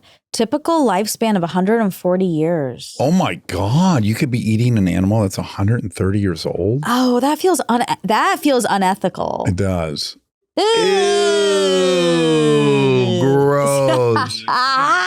It looks like a looks white like a elephant penis. Yeah. Yeah, it really looks disgusting. I don't understand, for the listener, the clamshell only covers about 33% of this thing's body. I don't even understand. Ew. Oh my God, that's so phallic. And the shell looks like balls in this photo. Exactly. This looks like a cowboy. It's ball sack cowboy. Very penisy. Oh boy, I can't imagine eating this. It's so good for everyone who eats it. And then what's inside a big ball? Well, Look at that's that, the clammy big nut. part, I think. That's the gooey. Yeah, it looks like the skin is peeled off. That's that bottom part. Oh, revealing all that tender, delicious. That gooey one's duck. uncut. And it's called a gooey duck. Or that one's cut. Sorry, Oh. excuse me. That one's circumcised. Oh man, God bless. Yeah. What do you put on that thing? Fucking wasabi or something to kill the? I mean, if it's clams, I guess you boil them maybe. And Oh then my God. slice it into tiny Ew. chunks. Yeah, you blanch or boil it, and then you enjoy it raw or sashimi or cook it in various ways, like stir frying. Anyone putting it on a hot dog bun? Eating it like a tube steak? Wait, this says the shaft can Oh boy. can be 1 meter, 3 feet. Oh, definitely elephant size. Wow. Yeah. It's the largest burrowing clam in the world. And as we said, one of the longest living animals of any type. Wow. Oldest has been recorded at 179 years old. Oh my God. Oh my God. I feel like it's not good to eat these. You could be cutting Well, what's off. better, to eat an animal that had a 150-year life, or to eat one that has Wow. only got a year and then you rob half of it? Huh. Probably the former. We'd agree if someone was eating humans, Yeah. it'd be a lot better if they ate our 100-year-olds than our children. Fuck. I guess that's true. But you're also, if you ate a 50-year-old gooey duck, Mm-hmm. you're cutting off. mid-century, Yeah, like you're really prematurely. robbing it of 100 years. 120 years. Oh boy. Well, we don't have to deal with this because we're not going to eat any gooey duck Or people. anytime soon. Okay, Disney's music label, Disney Music Group is home to Hollywood Records. Okay. That was a fact. Queer baiting. Queer baiting is a marketing technique for fiction and entertainment in which creators hint at but do not depict same-sex romance or other LGBTQ plus representation. Or this says harassment, abuse, or targeted provocation of gay people. Do we want to discuss if I'm queer bait or not? If you want. Do you think you are? You're not queer bait. It's not like... That was a derogatory term in elementary school. Oh, Queer Oh, bait. yeah. Queer bait. It's so weird. So weird. Because it's not even, you're just saying you're attractive Yeah. to queers. Yeah, but back then, anything having to do with Yeah, anything anything gay. adjacent to gay was. Remember when Gap had Do you remember this? And maybe that was just my gen. For a while, like wearing Gap, Gap stood for gay and proud. Oh, oops. Yeah. So it's like you weren't like if you wore that, people would say gay and proud. Boy, how as a company do you like combat that? Include everyone and also go, we're not a strictly gay. Exactly. Yeah. But that was before. Now, isn't that so funny? Just not an issue. Right. Thank God. Yeah. Speaking of, real quick, what I am noticing, maybe we already talked about this. If we did, I'm really sorry. But it's so funny to me watching ER, what was so important back then. And what was like top of mind fear-wise. Yeah, what was going on? AIDS. There are so many episodes about AIDS. Really? So many storylines. Yeah. Che, this 4-year-old boy died of AIDS. It was horrible. He was so cute. There's a very famous clip of Walker, Texas Ranger, the Chuck Norris show. You didn't see it, but you know exactly what it is. Okay. And I want to say it's Haley Joel Osment is the guest star. He's a little kid. Okay. And it's this clip that goes around my Instagram all the time. And it's Walker and he's with the little Haley Joel Osment. And they're talking to other men. And Haley goes, yeah. And then Walker and I really had a long talk. And that's when I told him I have AIDS. It's like, how dare they? How dare they make this scene? It's like 4 cowboys. Like, I don't know. Wow. I mean, good for them for trying do we have it? Oh my God, Rob, you're incredible. We're becoming a clip show and I like it. Are we going to have volume is the question. Oh, there's a woman involved. Or maybe I misremembered who he's talking to. It makes sense if it was a woman. You a little partner? Fine.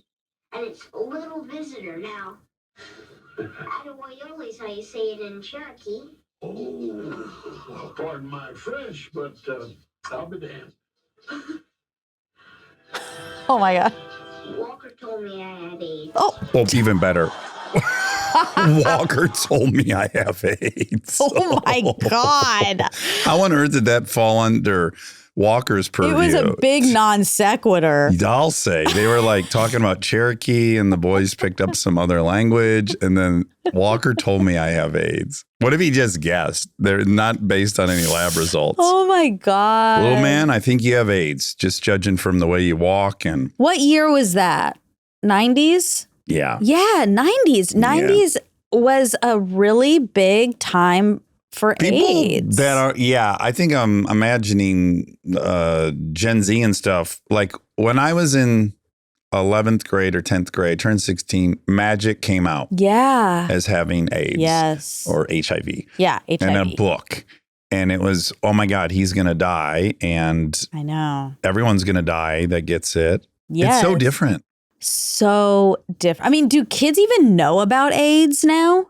My kids don't ever bring up I doubt AIDS. they know. But I mean, I was so scared of AIDS. It was in my prayer. It was. Yeah. Even though you didn't do any of the things. I didn't know. I just knew it was a scary thing. Right. So part of it was no cancer or AIDS. Yeah.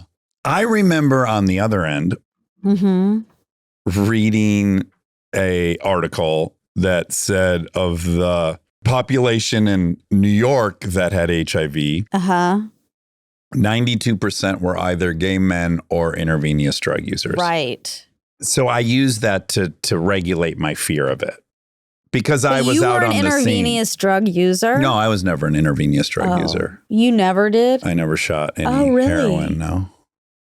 Oh, thank God. Thank God. Yeah. I really might thought not have you come did. back from that. Yeah. No intravenous drug use for me.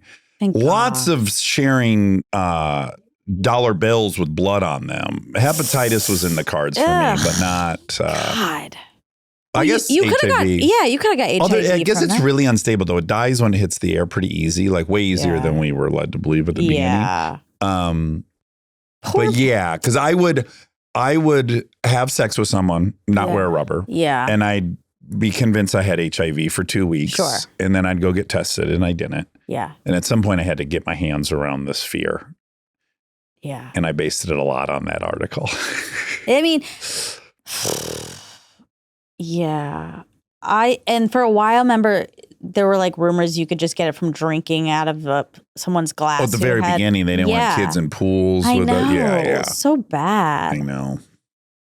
And then this huge stigma. I mean, definitely did not help with gay stigma. Yeah, no. Yeah. Big AIDS, you know? I don't think he'd mind me saying it.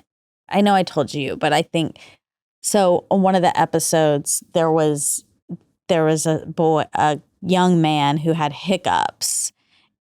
And yes. And he saw it was a side effect of HIV. Yeah, he had hiccups, and then it was really fine. It was nonchalant. It was nothing. It was silly. He was getting married to his fiance. She was there too. Everything This was an fine. ER episode? Uh-huh. Oh, okay. And then they just do a scan it's fine, but we're going to just do a scan. And then there was some thing, like some lung thing or liver, something that meant he had AIDS. Oh. And Jess has this hiccup issue. Yes, he does. And so I saw this and I really was like, Did you call him immediately? well, it was at night and I thought I need to sleep on it because I think this is going to be a hard conversation. But I also think I've noticed you have hiccups. I'm like, what if I was meant to watch ER to save Jess? Right. And so the next day I did call him. Well, I don't normally call him on the phone. Yeah. And he was probably scared. Yeah. Well, and he should be. He said, hey, it's not a big deal, but I was watching this episode of ER and this happened and it was AIDS. And then he just like was quiet. And then he said, I get tested. I said, okay, well, just make sure you're continuing to get tested. Right. Monitor those hiccups. Anyhow, are you queer baiting or what? We have talked about that I flirt with men and women. Yeah, you flirt with everyone. That's right. But I don't think I'm queer baiting. I don't think I'm either, just but flirting. I'm not the recipient, so I can't say. Right. Maybe some people might say that you were. Yeah. Stop flirting with me unless you want Want to it. seal the deal. Yeah. Yeah. And I don't want to seal the deal. I just want to flirt. I know. But it's like, maybe you shouldn't, maybe you lost that right when you got married.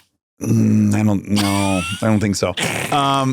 Also, it does make me think of a Sedaris chapter we were listening to. This is now the funnest thing. I think I told you. We now listen to Sedaris at night in bed. Wow. And he's talking about every doctor he knows has pulled things out of people's rectum. Uh-huh. As we've learned from the nurses we've interviewed. Yep. And he says, most people claim it's from falling down on something. Now, I'm clumsy and I've fallen a bunch of times and I've never stood up and had a candle in my ass. In fact, I'd argue that I could probably fall down every flight of stairs in the World Trade Center holding 3 candles and a baseball bat. And I'm pretty sure at the bottom I wouldn't have any of those items up my ass. That is very funny. He words it so much better. But God, he's funny. Oh, is he funny? He's brilliant. All right. Well, that's it for big Dove. shout out to Dove. Yeah. That was an awesome episode. It really I liked it was. so much. Me too. I hope everyone listens. And if you listen, pass it on. Pass it along. Forward it. This would be a fun one to watch on YouTube if you want to see me cry. Sure. Yeah. That's your kink. If you're like Monica. Yeah, true. You like a nice cry. All right. Love you. Love you.